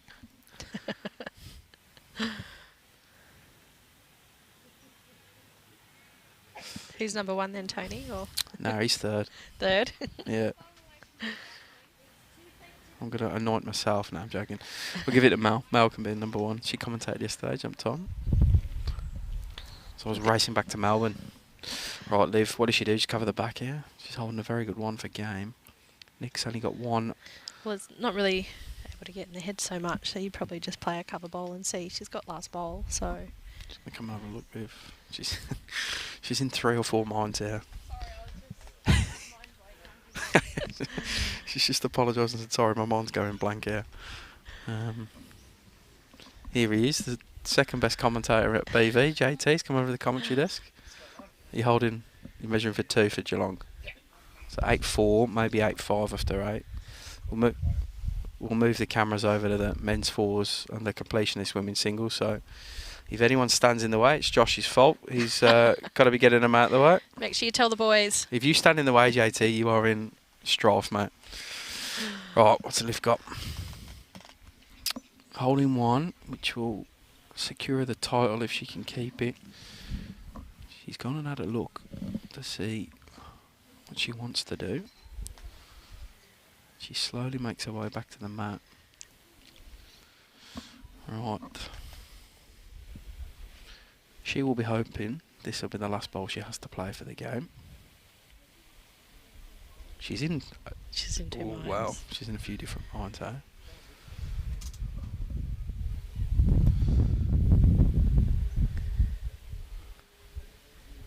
I think she was always going to play behind the head. I think what she did is go, actually, I don't want to go anywhere near her blue bowls. I'll just in case I get the line narrow. Exactly, especially when you're in 2 minds as well too. You usually end up then just playing to the jack sort of thing rather than playing the actual. As soon as you go, don't hit this bowl in your head, you're likely to hit that bowl. 100%. Right, Nick, last roll of the dice for her. What has she got? I like that graphic. Oh, yeah.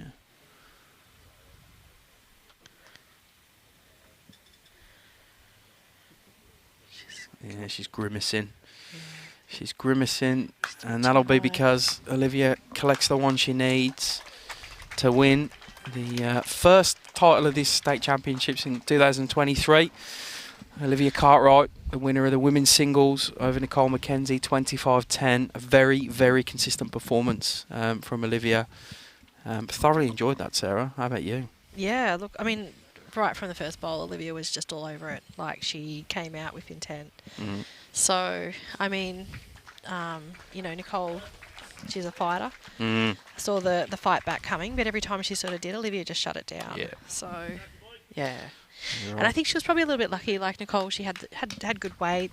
You know, the first end or maybe second end, she sort of chipped the bowl, but she put it over to Olivia's. And maybe that just sort of threw out a rhythm a little bit. Yeah, I You agree. know, those near misses sort of thing. And I think Olivia, you know, would she have 2 or 3 that end? Yeah, Yeah, so... that's great. All right, that'll be the end of that game. We're going to get the cameras moved. I'm unsure whether they're going to start a new stream or we'll continue this one. So I'm going to mute the mics for a bit while we work that out and move the cameras. But if it does go dead, it will be because we're starting a new stream. But I'll try and jump back on and give you the heads up before that. So just give us a minute or two while we organise ourselves to move over to the men's final, where the current score is Murray Mallee 8, Geelong 5 through 8 ends. Thank you, Sarah, as well. No It's worries. great to get your insight on that. WA, mate. You'll get it.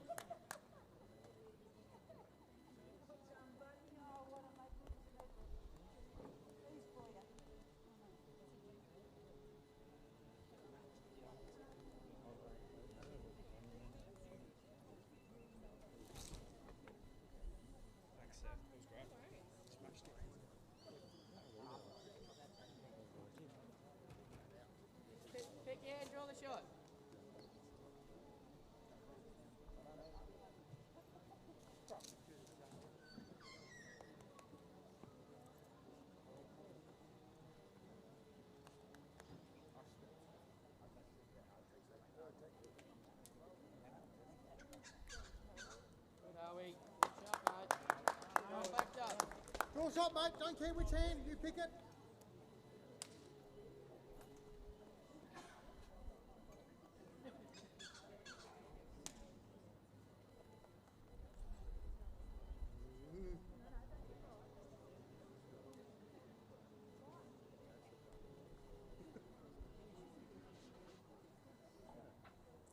Same bowl.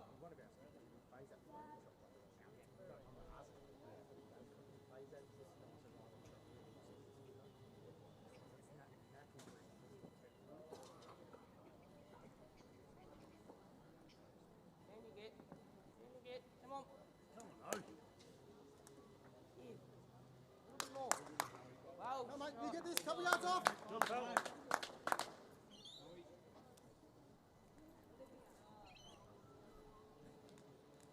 you a bit of country. Now on your speed. JC, get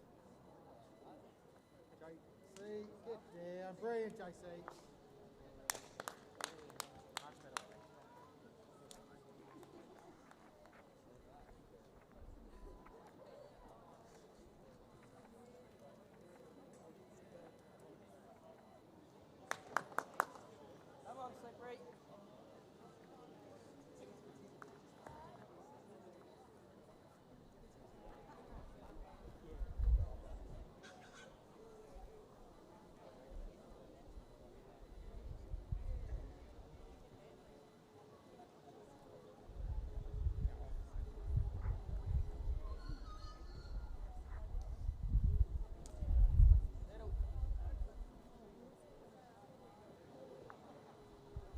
Join your back end, mate.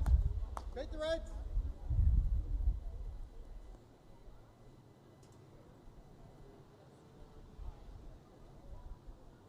Oh, first part's all right, Bucky. Second part's looking all right too. Brilliant, Bucky. Miles, mate. 6 feet less, you get shots.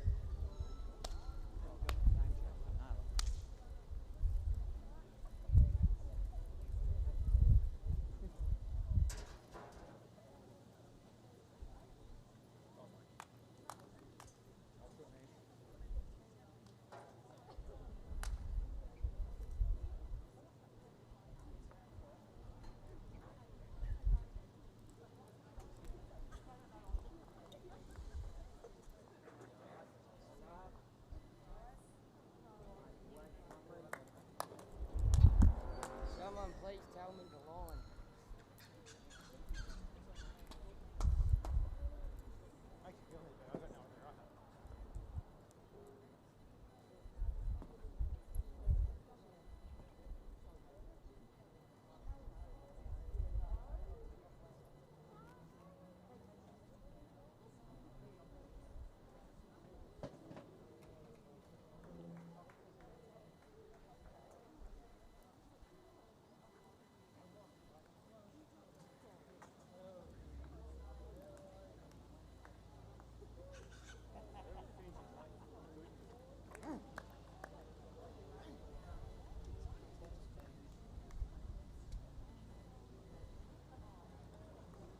Should be good, mate. Nice. Tyson! Come on, mate. Nice. Tyson! Mate. Oh, very close, pal. Good ball, well done, man. Well done. Real good ball. Well done.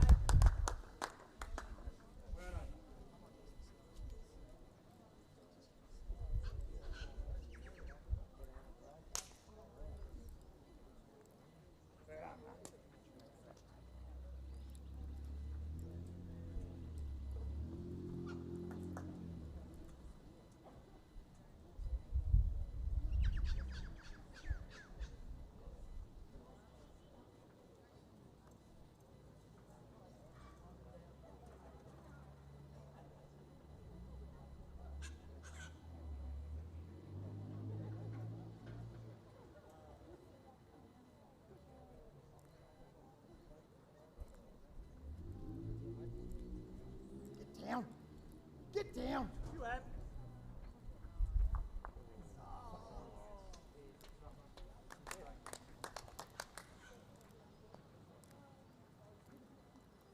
Great try, JT.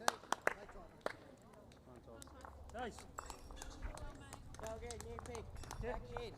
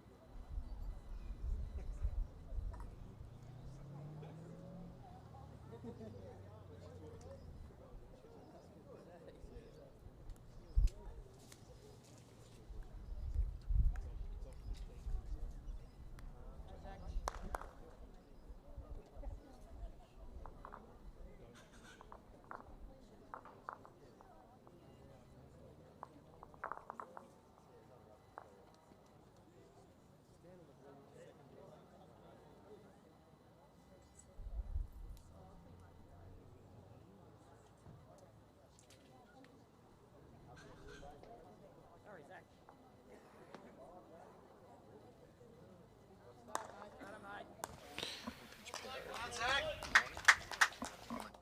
You good, mate? Going good. All right, we're back for the completion of the men's fours final. This is Murray Malley versus Geelong. Joshy Thornton versus Tyson Cromie. As you can see on the scoreboard, 8-6 the way of Murray Malley after 9 ends. So we're on to the 10th now. Thanks for staying with us. We moved the cameras and organised everything. I'll just run through the rinks for you as well. So for Josh Thornton, Shorty McCaig. yeah, Don't know Shorty's first name, so we'll go with Shorty. That's his nickname around the club. Been bowling pretty well too, Shorty. Caldwell skips one of the rinks at Murray Downs as well. Baz Lehmann and Josh Thornton. And for Murray, I don't know why them results aren't in bowls. I think I'll have to. Got Zach Abro, Owen Clark, Mickey Sloper, Tyson Cromie. We had on the stream earlier accounted for a strong combination from Bundoora. I'm sure somebody will tell us in the chat, Jimmy, Shorty's first name. Gary. Just a guess, but I'm confident. Doesn't look like a Gary to me. Nice bowl from Shorty though, regardless of what his name is. If he keeps bowling like that, we can call him King. Why aren't these results in?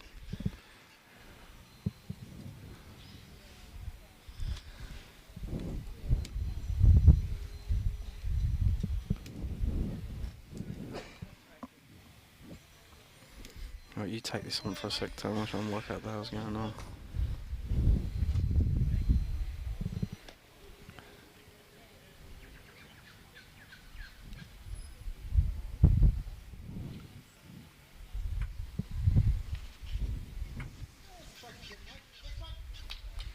Hasn't been much in this game. Ocean Grove representing the Geelong region have started to come back the last few ends.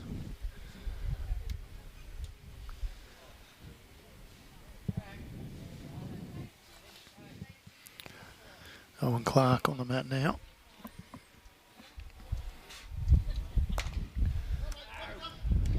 Just lets out a big no. Just not quite happy. A little bit short. Not a terrible bowl, but standards are pretty high.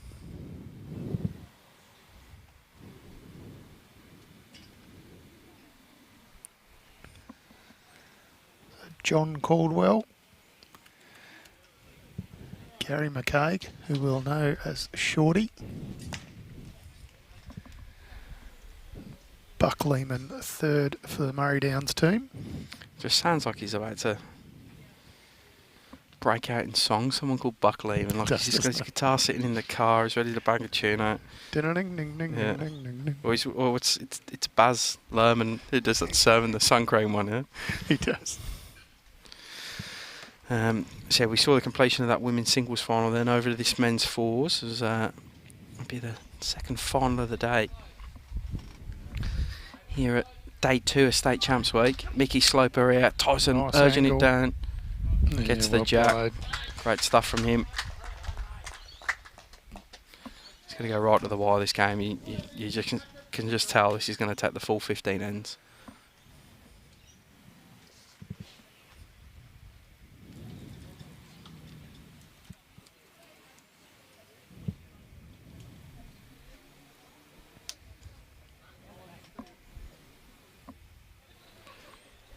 Nice bit of hook there from Buck Lehmann. Great bowler. Been on the scene up in the Swan Hill area for many, many years. John Caldwell. Yep. Gary McCaig. Was that right? Yep. Buck Lehmann and JT, Joshy Thornton. Third best commentator after me and you, Tony and BV. Reckon he might have us covered in the bowl stakes though. I'd have him covered if I had the armchair ride. He's had this State Champs. He did admit to that too. He said everyone's been very, very good in his rink. He hasn't needed to do a thing. I mentioned earlier he has just come off winning State Disability Singles and the State Disability Pairs in the week just gone. Yeah, he's in some red hot form.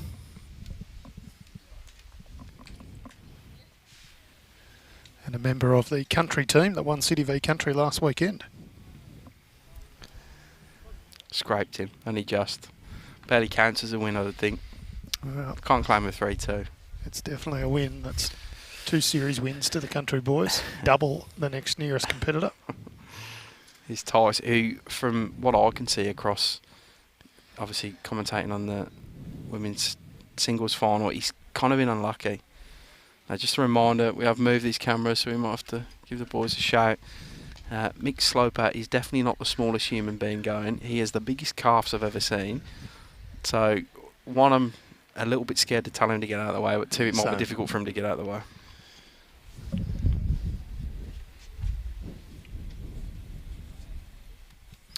Here is the great man, JT. He always breathes with his mouth open. Just looks a bit confused. Yet to win an open state title here in Victoria. Which I find really interesting because he's been good enough for a long time to win one. Yep. Of course, he did spend a bit of time overseas. Yeah, he's asking that to go under. Runs into the bowl. He was quick to tell us he won a title in Queensland, but... Yeah, we said that didn't count. Yeah. He had 3 Victorians in his ring, so go figure how that works.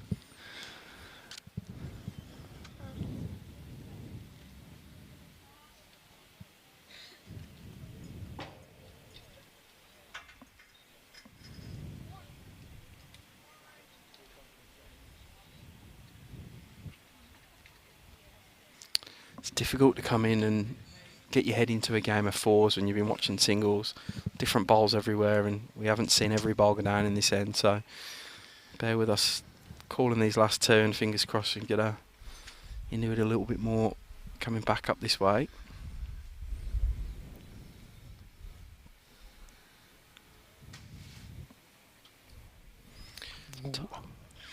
Tice just gives that motion like, gee, hurry up.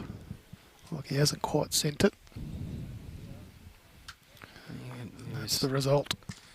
He's pretty on. Spot on. So I favour Murray Melly's holding one with Buck Lehmann's bowl.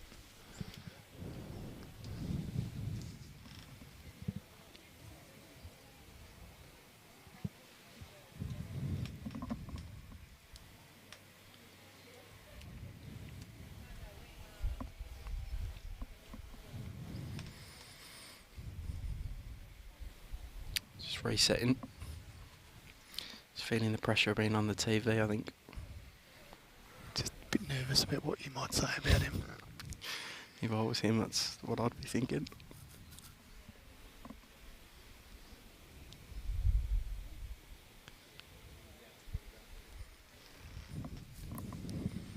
He's pretty close with his first. It feels a tighter line as the aptly named Shorty gets right in the way of the camera. Oh, Josh. Just finds a hole, so no change. I reckon he's got the shot there. So it'll be one to Murray Melly. Yep.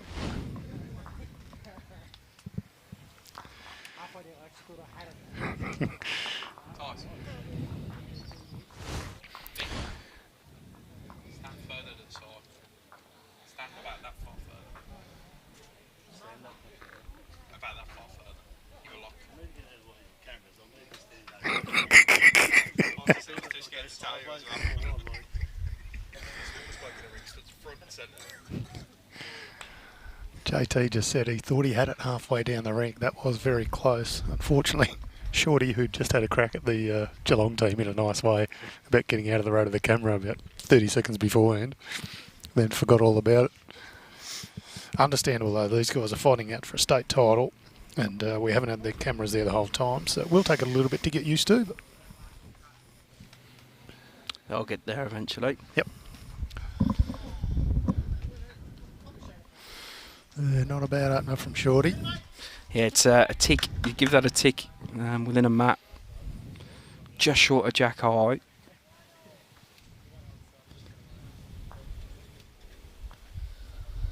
So Barb Gilbert as an interested spectator. I did see her rocking. Watching on her Ocean Grove teammates.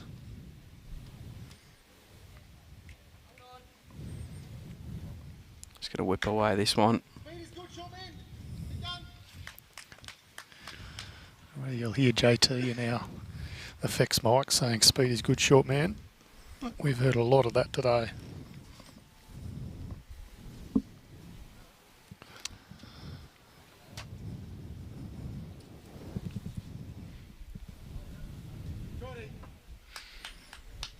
Yeah, looks handy. Yeah, half of his is great. That's superb lead bowling from Shorty McCaig. Touch on the jack.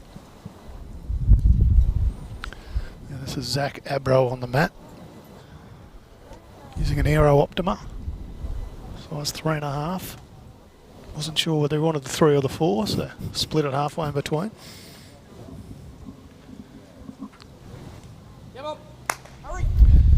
He's very good in the match against Bandura, and he's on the charge here, after mate. this. He Very, likes very close. Look at this for a reply.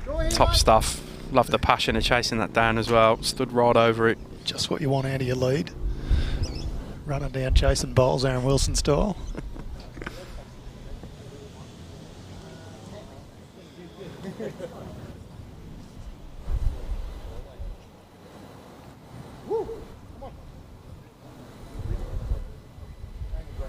Needs it to stop. little lip at the end. It does exactly that. 2 balls in front. Josh doesn't laugh at it. Yeah. That was a bowl of John Caldwell. This is Owen Clark's Greenmaster Premier. Bright fire engine red. Can't miss those. He's going to find the same lip. 3 yards off.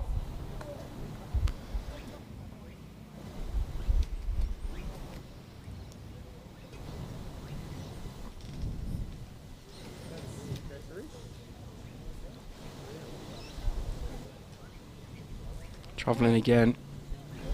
Just drawing, mate. Another one thereabouts. Yep.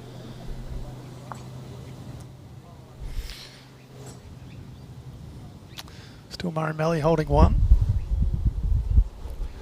Bit of work to do for Owen Clark. Come on, mate. Yeah, these are the reddest bowls I've seen. Great effort here. Oh, he gets the jack. Tucks it over, so it's 2 to Murray Melly now, but a lot Play there. better setup for Jordy over and Geelong.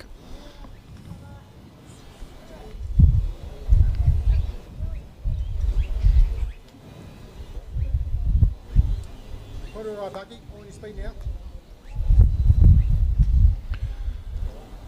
JT saying it's pointed all right. Just needed another roll. At the bowls of John Caldwell, which went flying through the head, like he's sort of 8 feet overweight, and just stayed on the green, are actually in very good homes now. Now that Jack's moved, it takes that big aggression out of Geelong's game plan. He's literally got one hanging over the plinth.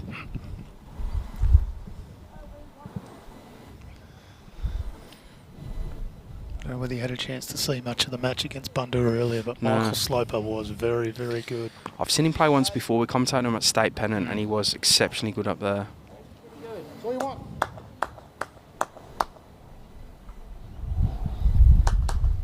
It's another collector there, that 4 feet, 3 feet behind the jack for Geelong. So it's where the danger is for Murray Melly. The balls from the Murray Downs Bowls Club. 4 region titles in a row for this rink. The odd change here or there, but not much of a change.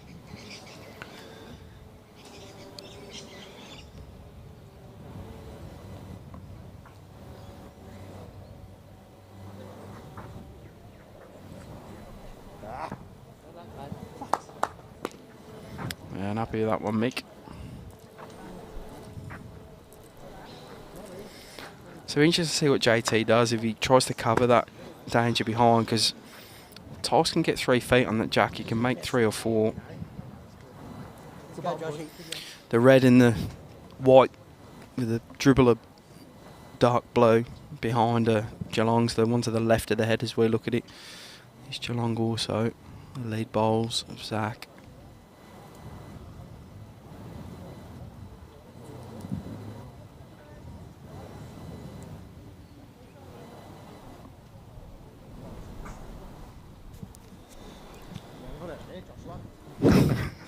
He's ridden himself off straight away. Yeah. Shouts of not out there, Joshua. He knows he's in trouble when he's calling himself Joshua. Yeah, I know. Pretty reminiscent of the bowls he put down in Country Week a few years ago on this green when we played with him. He didn't have much up front, in fairness. He had a great third, but he was battling everywhere else, including his home game. Right, what's Tice got here? Emerging Jackaroo player in the squad, got named in a tournament they're playing up in the Gold Coast. Yeah, the pathway. Yeah. Yeah, I don't know what the exact title of that event is. It doesn't really have one, but it's the pathway event. He's going to hump JT's ball forward and pretty much gives half decent coverage now to JT. Not the spot he wanted that to go. Still holding 2, Murray Melly. Bit of pressure on Ocean Grove. Tyson Cromie has 1 bowl to come.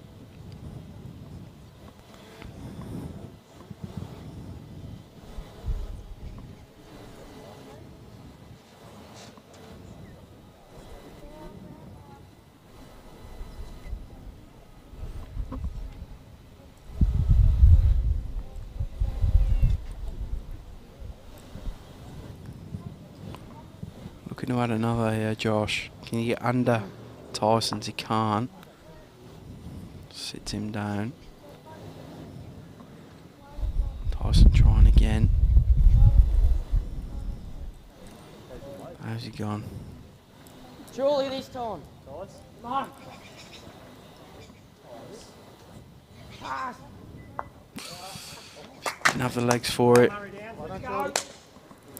That'll be 2 to Murray Mallet.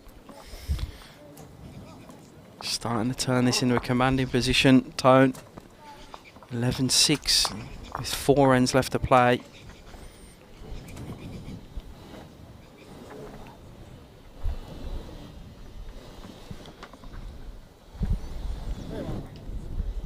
Probably just got to half the next 2 ends.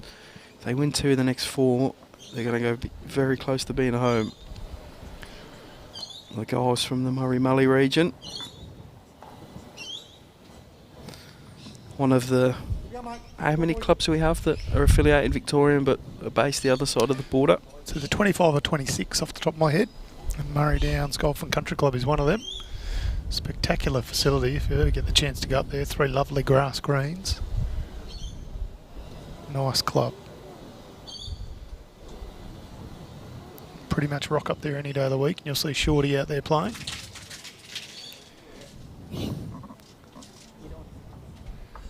Was a very handy tennis player in his younger days apparently.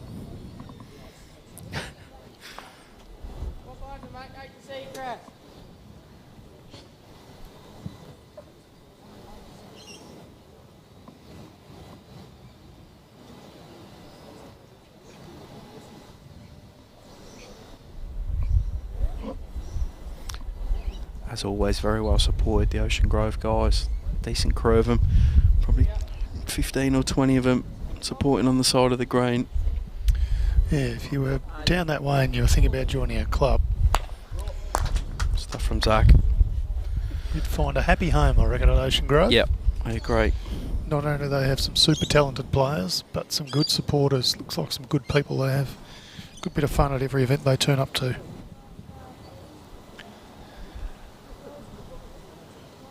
Shorty just a touch short with his first one. This one's got the trip.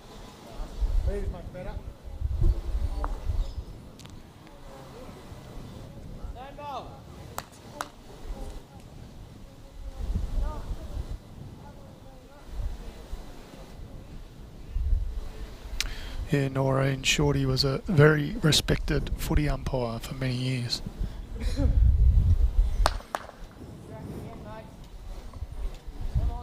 I feel like I've heard a few stories of that this last week up here in Bendigo. They breed them good in the bush. Everyone helps out everyone. Stuff from Zach. Wins the lead battle on this occasion. There's a little bit more wind about now than what there's been for the last couple of days too. You can see the lights and a few things just bobbling around. String lights here at Bendigo East. Opportunity for Ocean Grove out. If Owen Clark can add another. Just to build some pressure. 5 shots behind, 4 ends to play. Not quite alarm bell time, but not far off it. John Caldwell needs to nail one here though.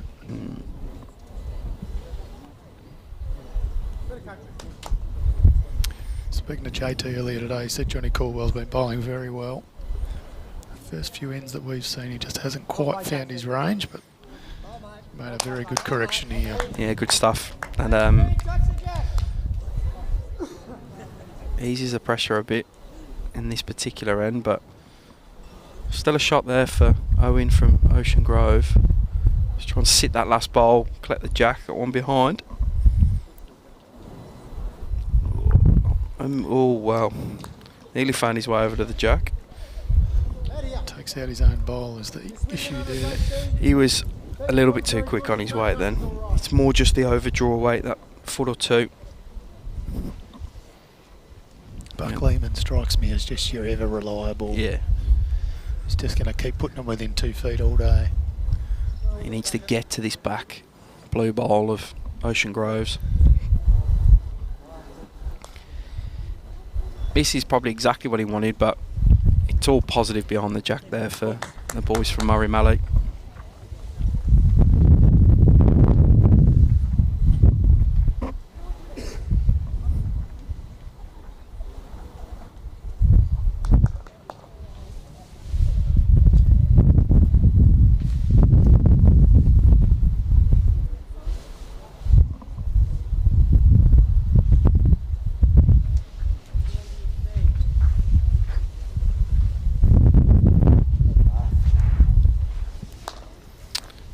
There from Mick.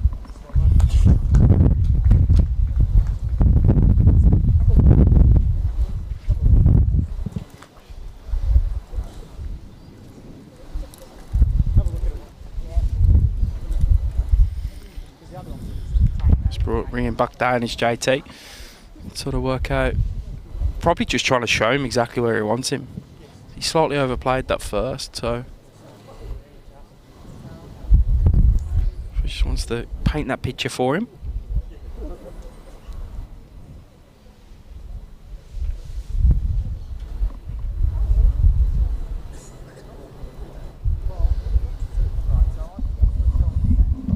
They really are looking at all the different combinations here.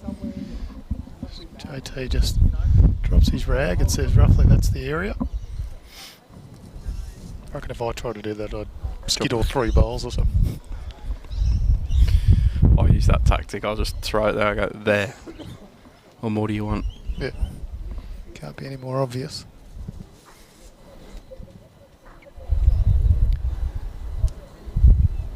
Never seen a bloke so bad in front of a camera. Get out of the way, Josh. Yeah, surely that's a fine for someone like him. Yeah, 100%. That's definitely a round on him this evening at dinner. Yep.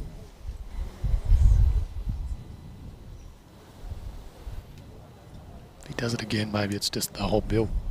Yeah. Just hoping he doesn't get attacked by one of them famous Bendigo kangaroos while he's on the green today. Mickey Sloper, anything. Splashes the jack. Sloper. How many's that made?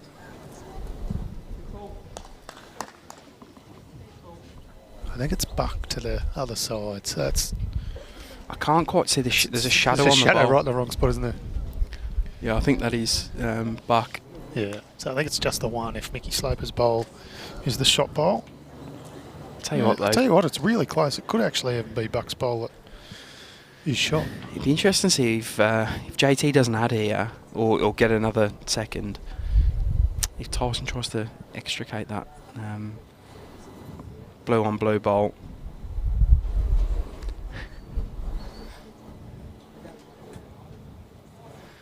Yeah, definitely Justin Short-like vibes from JT, except I reckon Shorty's a better player than Josh. Don't tell him I said that, though. I think Josh just wants to be like Shorty from Fitzroy. Shorty's got a better backside to look at than JT as well. He's not got much going on for him. Right. I feel like there is only one bowl in the head here for Murray Malloch, so maybe Tyson will try just to add with his first and then looking to extricate it with his second. Yep. Well, the leads and seconds bowls from Murray Malloch are all short of the jack. So that's got Buck at the back and the shot bowls. So.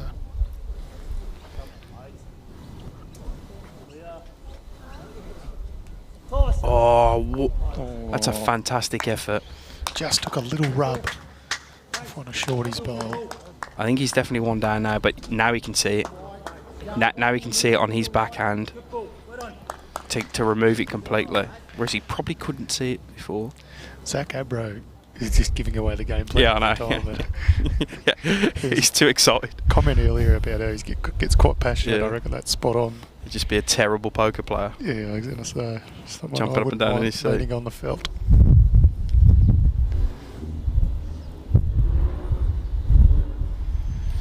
Josh needs to get another in the head for Murray Malloch out. Just to give a bit of insurance. Needs this to start getting down and ripping. sort of just didn't want to turn at all, that ball. Right, opportunity for Tyson to make a few now for Geelong if he can, on his backhand, try and get rid of that. It's sort of right against the wind, and if you think there's any spot that's probably exposed on this green, it's that corner.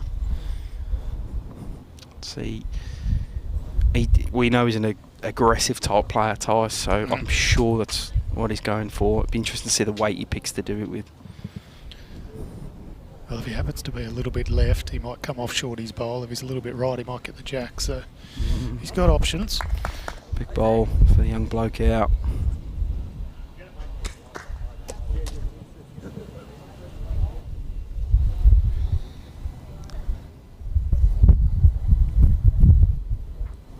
Right, how do you go, Tone? Just control weight. Tyson. Tyson! Oi!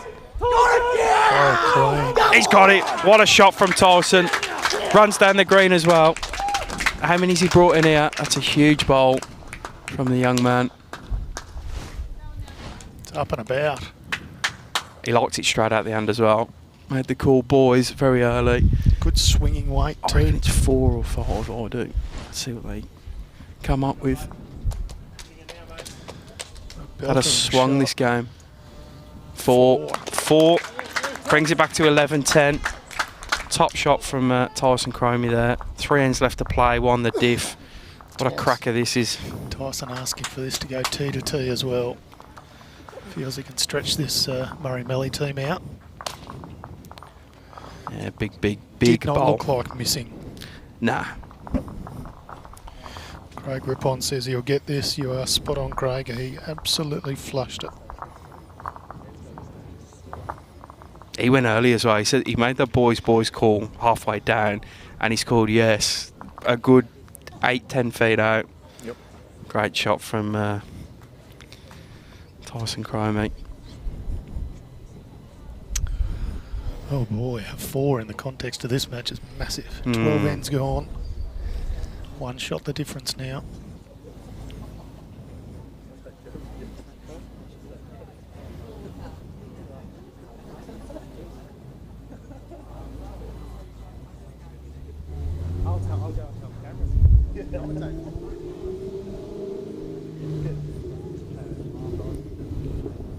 Hey, mate. Jump on.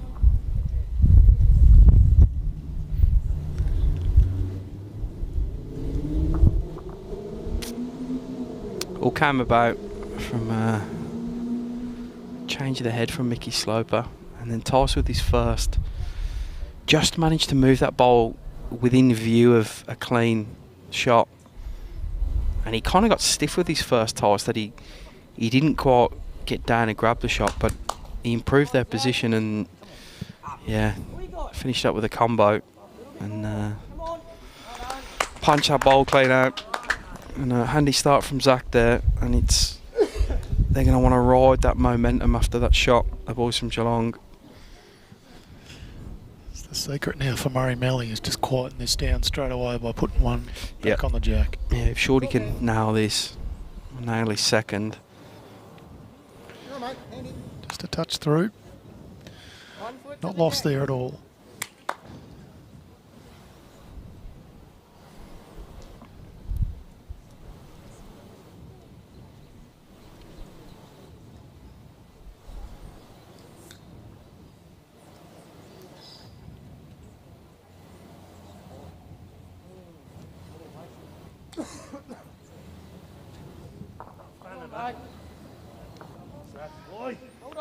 Not a bad egg here.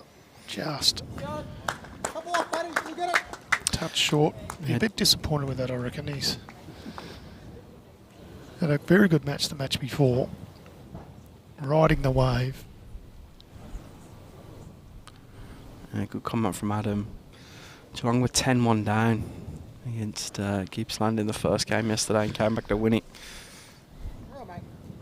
Unfortunately, against Paynesville. Hmm. For Adam's sake. That last ball's 2 feet out, mate. Round there, draw the shot. This is a big bowl out from Owen because there's a few short bowls in play now. If he can nail it, balance 1 on top of the jack, pressure's going to be on the remainder of the Murray Malley ring. Feels a bit wide with this one. Go on your forehand, buddy. You'll get this.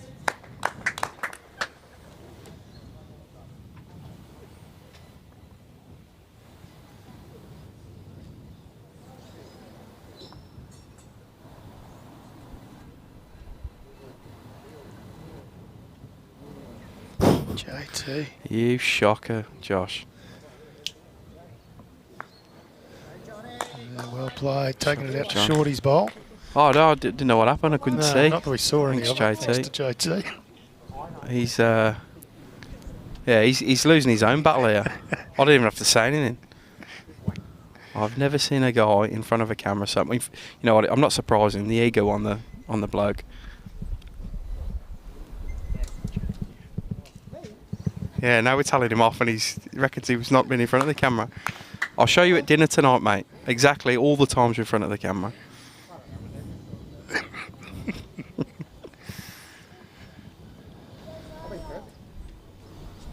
He just said, I've been perfect.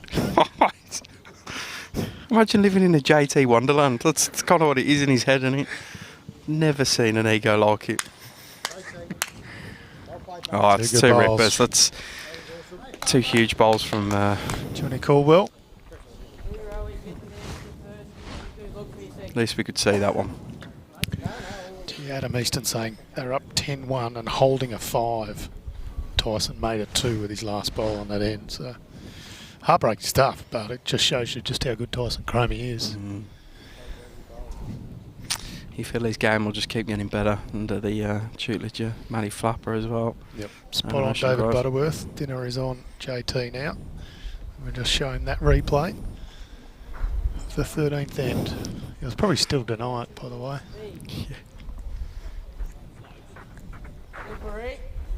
He wishes Ryder. He'd be punching Mickey Sloper, top bowl. Yeah, well done, Mickey Sloper. Perhaps probably second shot there. One still, stay here. Yep. JT says just got one still, so good stuff from a big man.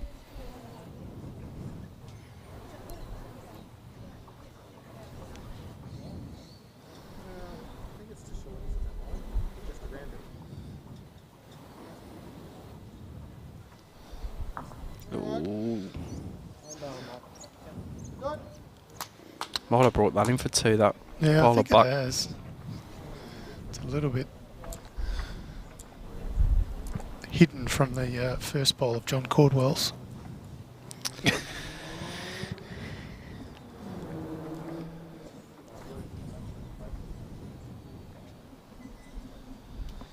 Way Michael Sloper's been bowling, you'd back in to put another one in here.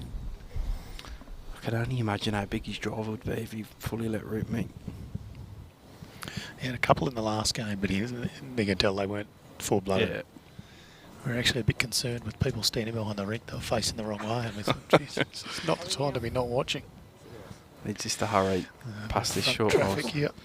Can he move one out the way though? No. Just finds the gap through. I still think you're there.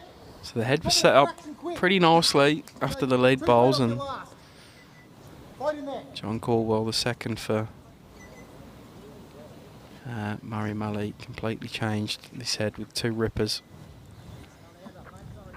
You're all right, mate. Johnny Caldwell just apologises straight away. He goes, it just didn't come out right. Oh, sorry, Buck Lehmann just apologises straight away, so it just didn't come out right.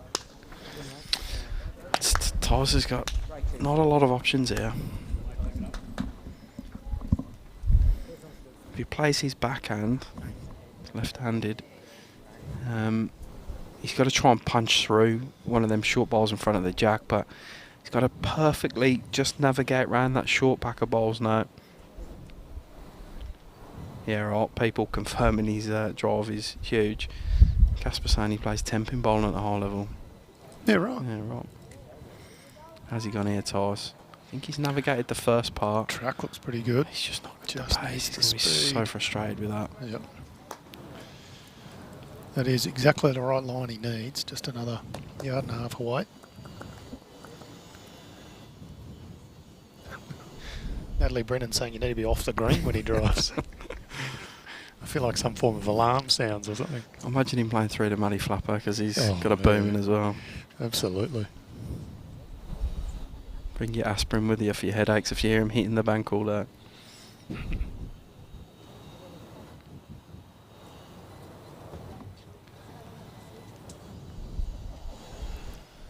What's the camera hugger got here? He had another. It's just a touch through.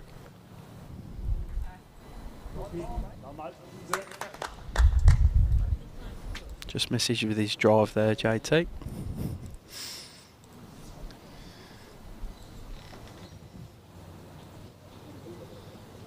Oh, Tyler's got to find an extra 4 or 5 feet away from his last. I think they're 2 down.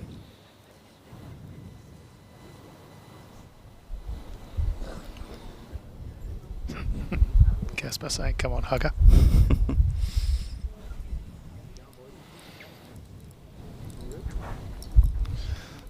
Not there again, Tone. No, he's wider, but still not the juice.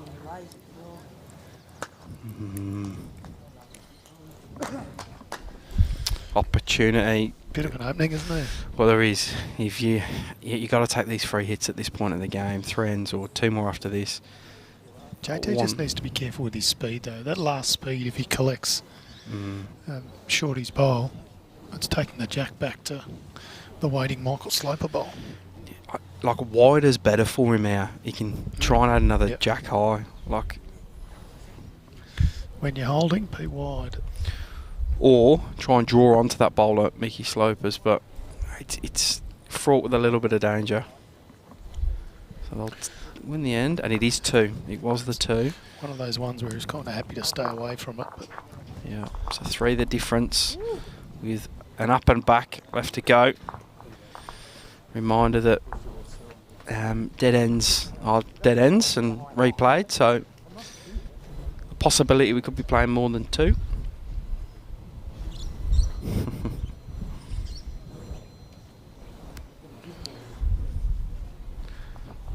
No, we're not the cuddling type, me and JT, are we? We'd rather go. commentary changes at that stage of the night too. You were brilliant. I know. You don't think you won't be hearing that out of my mouth? I'll give you the tip. Even in the best thing about this is I get to do the presentation after as well, so you'll always have the last word. Yeah. Right, Shorty. 3 up with 2 to go. A voice from Murray Malley. Let's see if we can get him off to a good start. We know, Jimmy, that you'll be presenting a trophy to Liv Cartwright. She's won the Victorian State Women's Singles earlier this afternoon, I should say. Great start by Shorty. Yeah, good singles game that. She played very well, Liv. Just her groupings of bowls were good. Her consistency was the main difference, I think.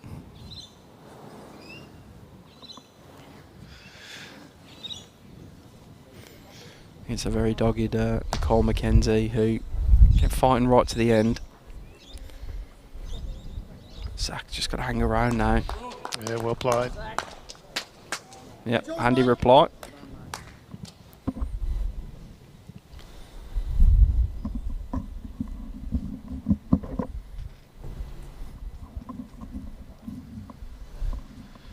Nelson Ball is an interested spectator in the background, playing the pairs tomorrow with his father.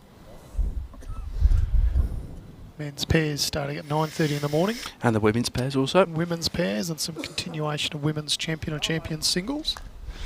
It's all happening here. If you happen to be close by, come on down to Bendigo East Bowling Club.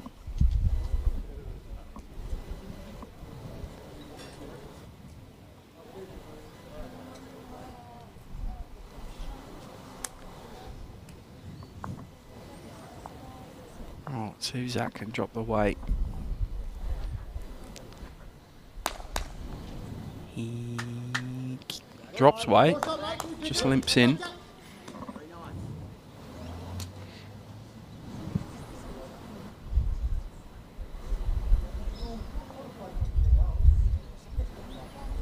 Talk about Geelong being down in their first game yesterday and fighting back. I know the boys from Murray Malley were in front in their first game, but managed to drop a few ends in a row to actually be level going into the last end, and they were hot. They were down as JT went to bowl his first bowl, and he managed to land the jack, get it out of bounds, and on the replayed end, I think he was Johnny Caldwell, wrapped 2 round the jack and won it. They ended up staying on to the end and won it for Murray Malley against boys from the West Coast region, Portland and Port Fairy Bowls Club. So they've had to do it tough to get. Yep. Do it tough to get this far as well. No easy games at this level. I haven't even looked at the pairs field yet, to be honest, Casper. I'm just operating purely on a day-to-day basis at the moment. But I'll have a quick look while we're calling this.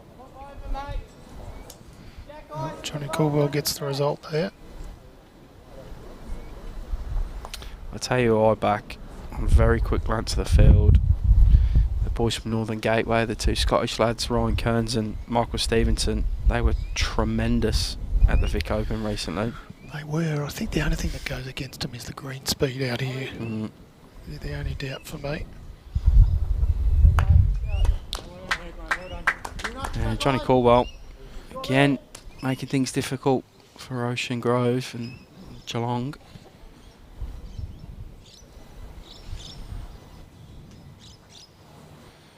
It's a pretty even field, I think, in the men's pairs. No real standout for me. I've just had a quick look at the women's pairs, and there's probably 4 or 5 teams I'd be confident would go deep. Where's this jack going? 1 down, very good ball, mate. Spills it back for 1 down. JT was happy with it. That women's pairs is full of big teams. Liv Cartwright, we've just seen take the single. She's playing with Cass Miller, who has just won 2 games today. Yeah. Alison Hall, Trish Dolan, we see them a lot. Mary Chagar, who's won multiple titles this year with Carly Whitehead. That's a good combination. Sarah Roger, we just had in commentary. Chris Vella is a handy rink. Kate Bush, Di Hands, they go good. They'll be good. Very good in the over 60s state champs as well. And the Atkinson mother-daughter pairing of Cheryl and Sam. Having said that, they're just the ones I've noted on quick glance. Every other team is competitive there. If I had to pick one of them, I'm going to go with Cass and Liv. Bendigo, Campaspe, Goldfields. I'm going to go the quality of Mary Trigard and Kylie Whitehead. In the same half of the draw. So we'll find out one way or another. We can't both be right. Right, so 1 Geelong out. JT's called Buck down for a bit of a chat. I like this idea from JT. 13-10. This end and then 1 more.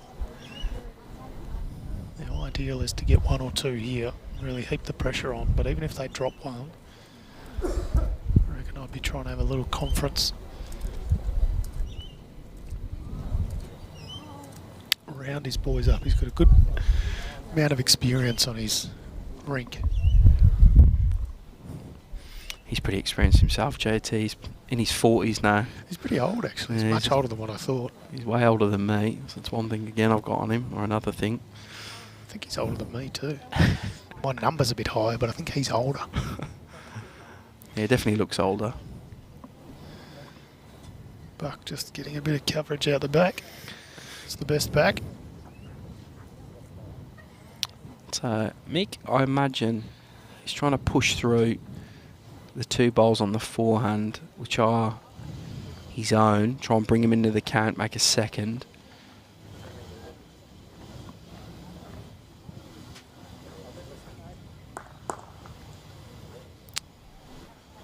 Just line up on the forehand.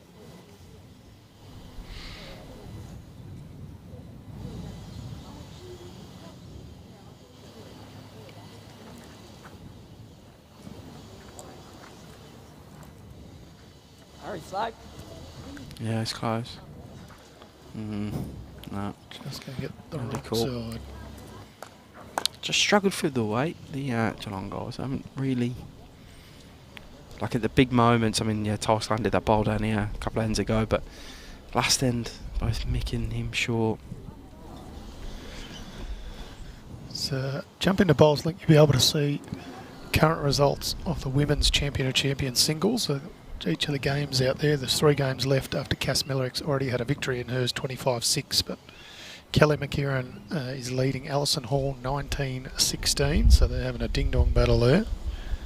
We mentioned Cass Miller's already got the victory. Other matches, Di Washford has gotten over the top of Joe Martin. So that's Mornington Peninsula defeating Gippsland 25-17. And the final match there, Mary Trigard against Jean Sprague. They had a real ding-dong battle. Mary Trigard getting the honours 25-19 over Jeannie Sprague. So just the Alison Hall and Kelly McKieran match still going.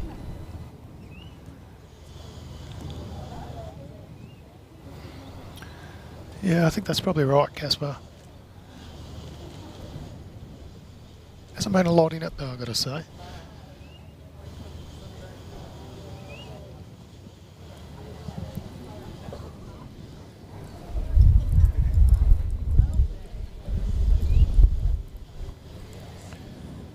Looks high again for me. And short.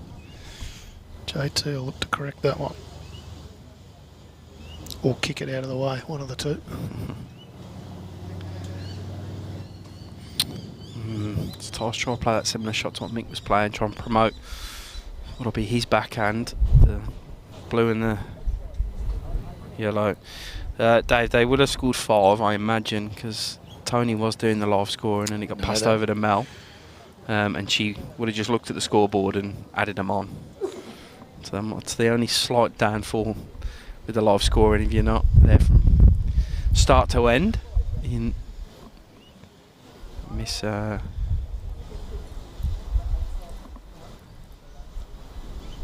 what's happening? Yeah, spot on, Paul. Hurry. Can he sit and stay through? He does. What's he made with that? What a shot. Tyson, that is phenomenally controlled weight on that ball. He's been playing very good, Tyson. Probably the pick in this. Well, that conversion match, yeah. bowl he's playing is. Don't get him to draw, just get him to sit bowls out ahead. I wonder what he's made there. He's. Just depends whether that John Caldwell bowl takes a couple out. But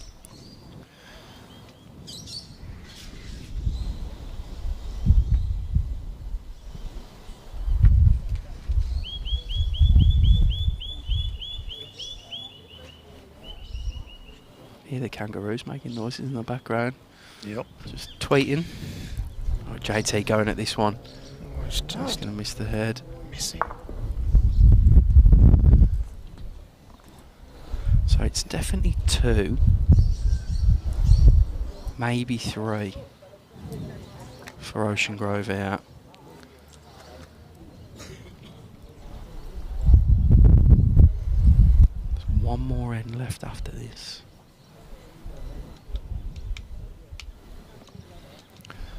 Zach Abro's gone to have a lay down. Literally on the ditch over there. He can't handle this. Does Tyson have the trip, Jimmy?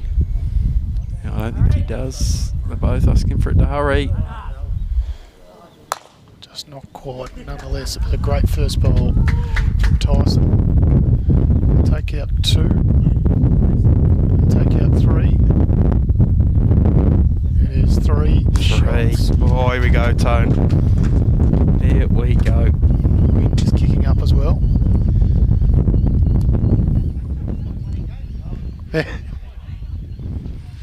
JT just says, so I'll just play a one-end game. I've added them on the wrong side, sorry. 13 apiece. We played 14 ends. There is not really much chance of us playing another end after this. We did have a tied end in the first match this morning. Dean O'Neill's lovely little weighted shot resting through, and we had 2 resting touches. So surely JT can't lose this. He's got last bowl. Surely he can't lose. Imagine having last bowl and not winning. Come on, JT, you can do it, mate.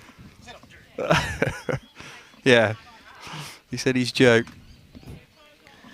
Well, unfortunately for him, Tyson Cromie and his team are due as well, so we'll find out. The players are literally shaking hands down there saying, let's just have a one-end game. It's played in really good spirits, this actually. It's that's good to watch. some good people out here.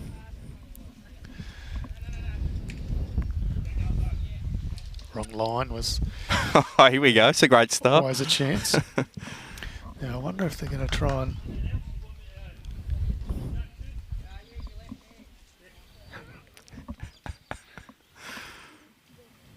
Yeah. Mad up. Chase it, Jack, in the pit. Imagine that. Yeah, Casper John just saying do a disco. That's what I was hoping would happen, just quietly. Mat up as far as you can go, Jack to the tee, and then just pot it. Everyone goes inside.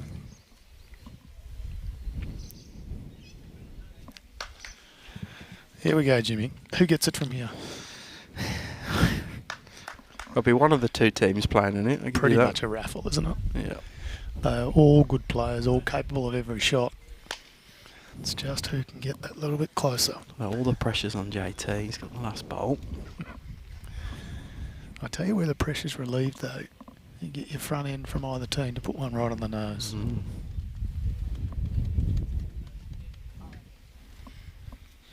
How's our knack of picking close games? I know. Although we didn't pick this one. I was hoping you wouldn't realise. we moved over to this one. The other one was close, so both double figures. Mm. All right. Chance for Shorty to get on it first then. Zach just a bit wide and short. Shorty playing the same hand.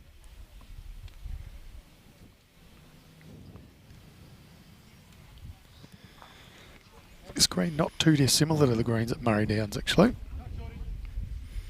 Yeah. Oh, grab shot. Yeah, line was spot on, just probably almost 2 foot short from Shorty.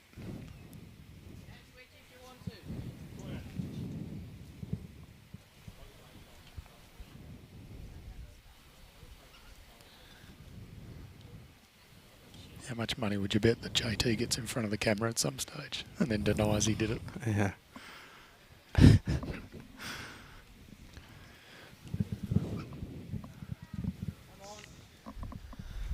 He changed over.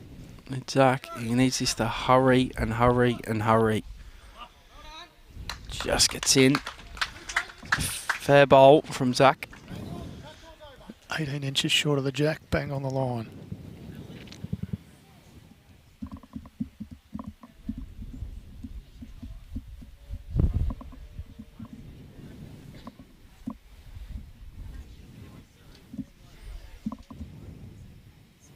Oh, that's one way to do it.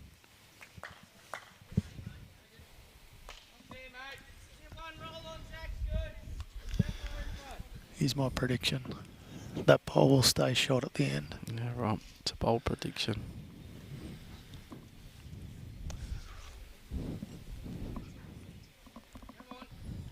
I think it's moved first bowl.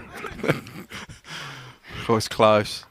Oh, good stuff. Oh, what a shot from Owen. It's a good result as well. Still shot though. I think I'm still right so far. I'm not asking you for any lotto numbers. I could tell you what last night's were.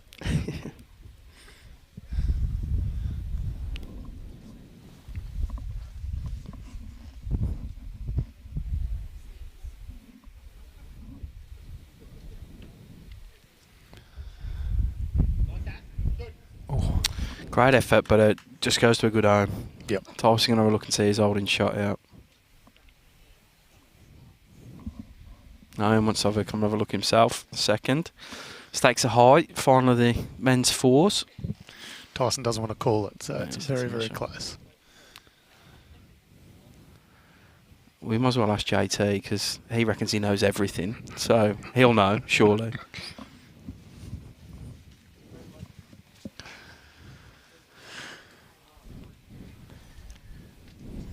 I can tell by his cocky attitude he thinks he's holding shot. I can just tell. JT, Yeah. cocky. He's got that wry smile. I just don't want this to come down to an umpire's measure. Final of the men's fours, state championships, all level, last end. Doesn't get much better than this. There's Owen arriving into the head. Something's going to happen here. Punch his own through and nudge. He's blew one forward. And that smug smile has come off JT's face tone.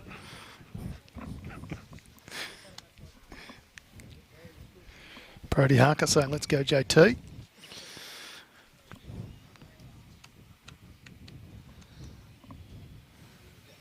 Six in the morning in the UK. My old man's just tuned in. So I don't often get to see him jumping on watching the stream. Morning, Dad. You just send me a text and say how Australian I sound. Guarantee. Should have said g'day. Yeah. They disown me. JT right in front of the camera. Oh, here he is. Get out the way, pal. Oh, Well, well, it's that's a opening good it bowl up. from Johnny Dan. Caldwell. Proves my theory wrong of Shorty's bowl being shot at the end of this. Yeah, completely.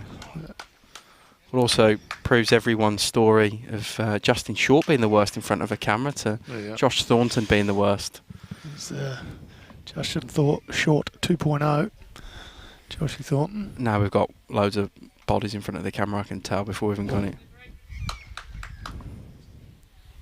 Yeah, there you go, -3 for Josh. He's got some work to do when he comes on the commentary later in the week. Sure does. It's like 100 up of him.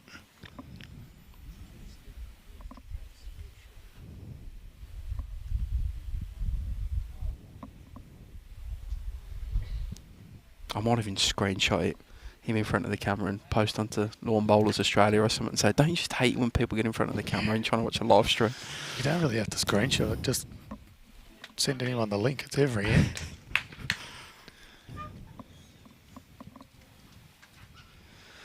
All right. Well, he missed his opportunity, Mickey Sloper. It's just a draw off now to the jack.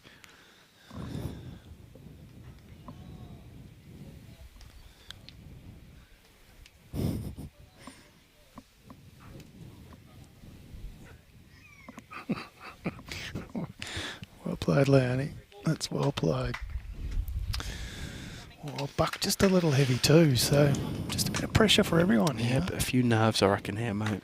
I reckon if you lined up Buck and Michael Sloper, you know, it's literally 50-50, both very good. If you lined up JT and Tyson, it's almost the same result. Nah, Tyson's better than JT. You're a hard man. But Josh does have last bowl. He likes the pressure, JT, so... He does. Right, Mickey looks better here. Got to clear these front ones. And slow. Another one in, but still open for Buck.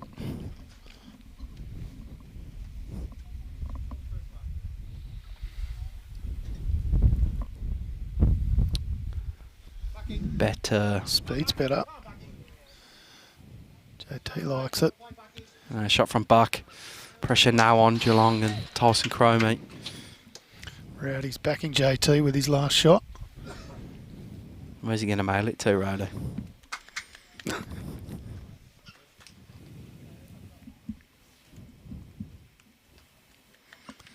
Oh, skip shootout. Tyson with the work to do, though. He's one down.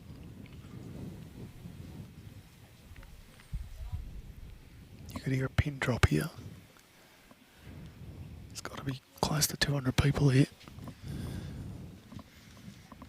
Has he gone, Tone? Clear road. Clear road. Clear road. Gets it. Now needs to stop. Doesn't, I don't think. Judging by the body language of the players, it just scoots an extra foot or so.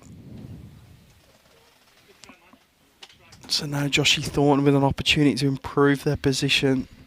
Tyson's only got one bowl left. It's the last end of the men's fours.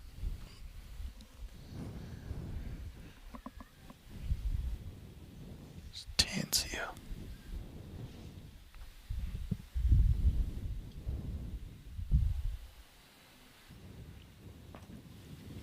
He stamps the ground straight away, Josh. Has he sent it? What he doesn't want to do is put another one next to bowler Bucks. That's another, Josh. Well away from Bucks, but... All right, here we go. Last bowl for Tyson. He's down at the head. Needs to drop a foot off his last to grab shot. Otherwise, Murray Malley will be the winners.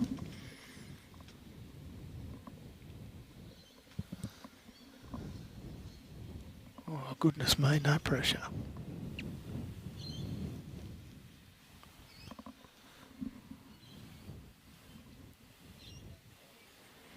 Taking his time.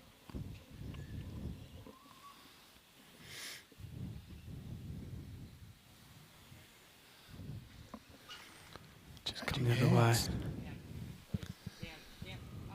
Asking for it to get down. Tyson. Oh, he's used the red and nudged forward. I can tell. That's it. He hasn't reached. There's a couple shaking hands at the back. JT still has one bowl, so I want to make absolutely sure of this. One of the Ocean Grove, the lead, Zach shook hands. They just want to be absolutely sure.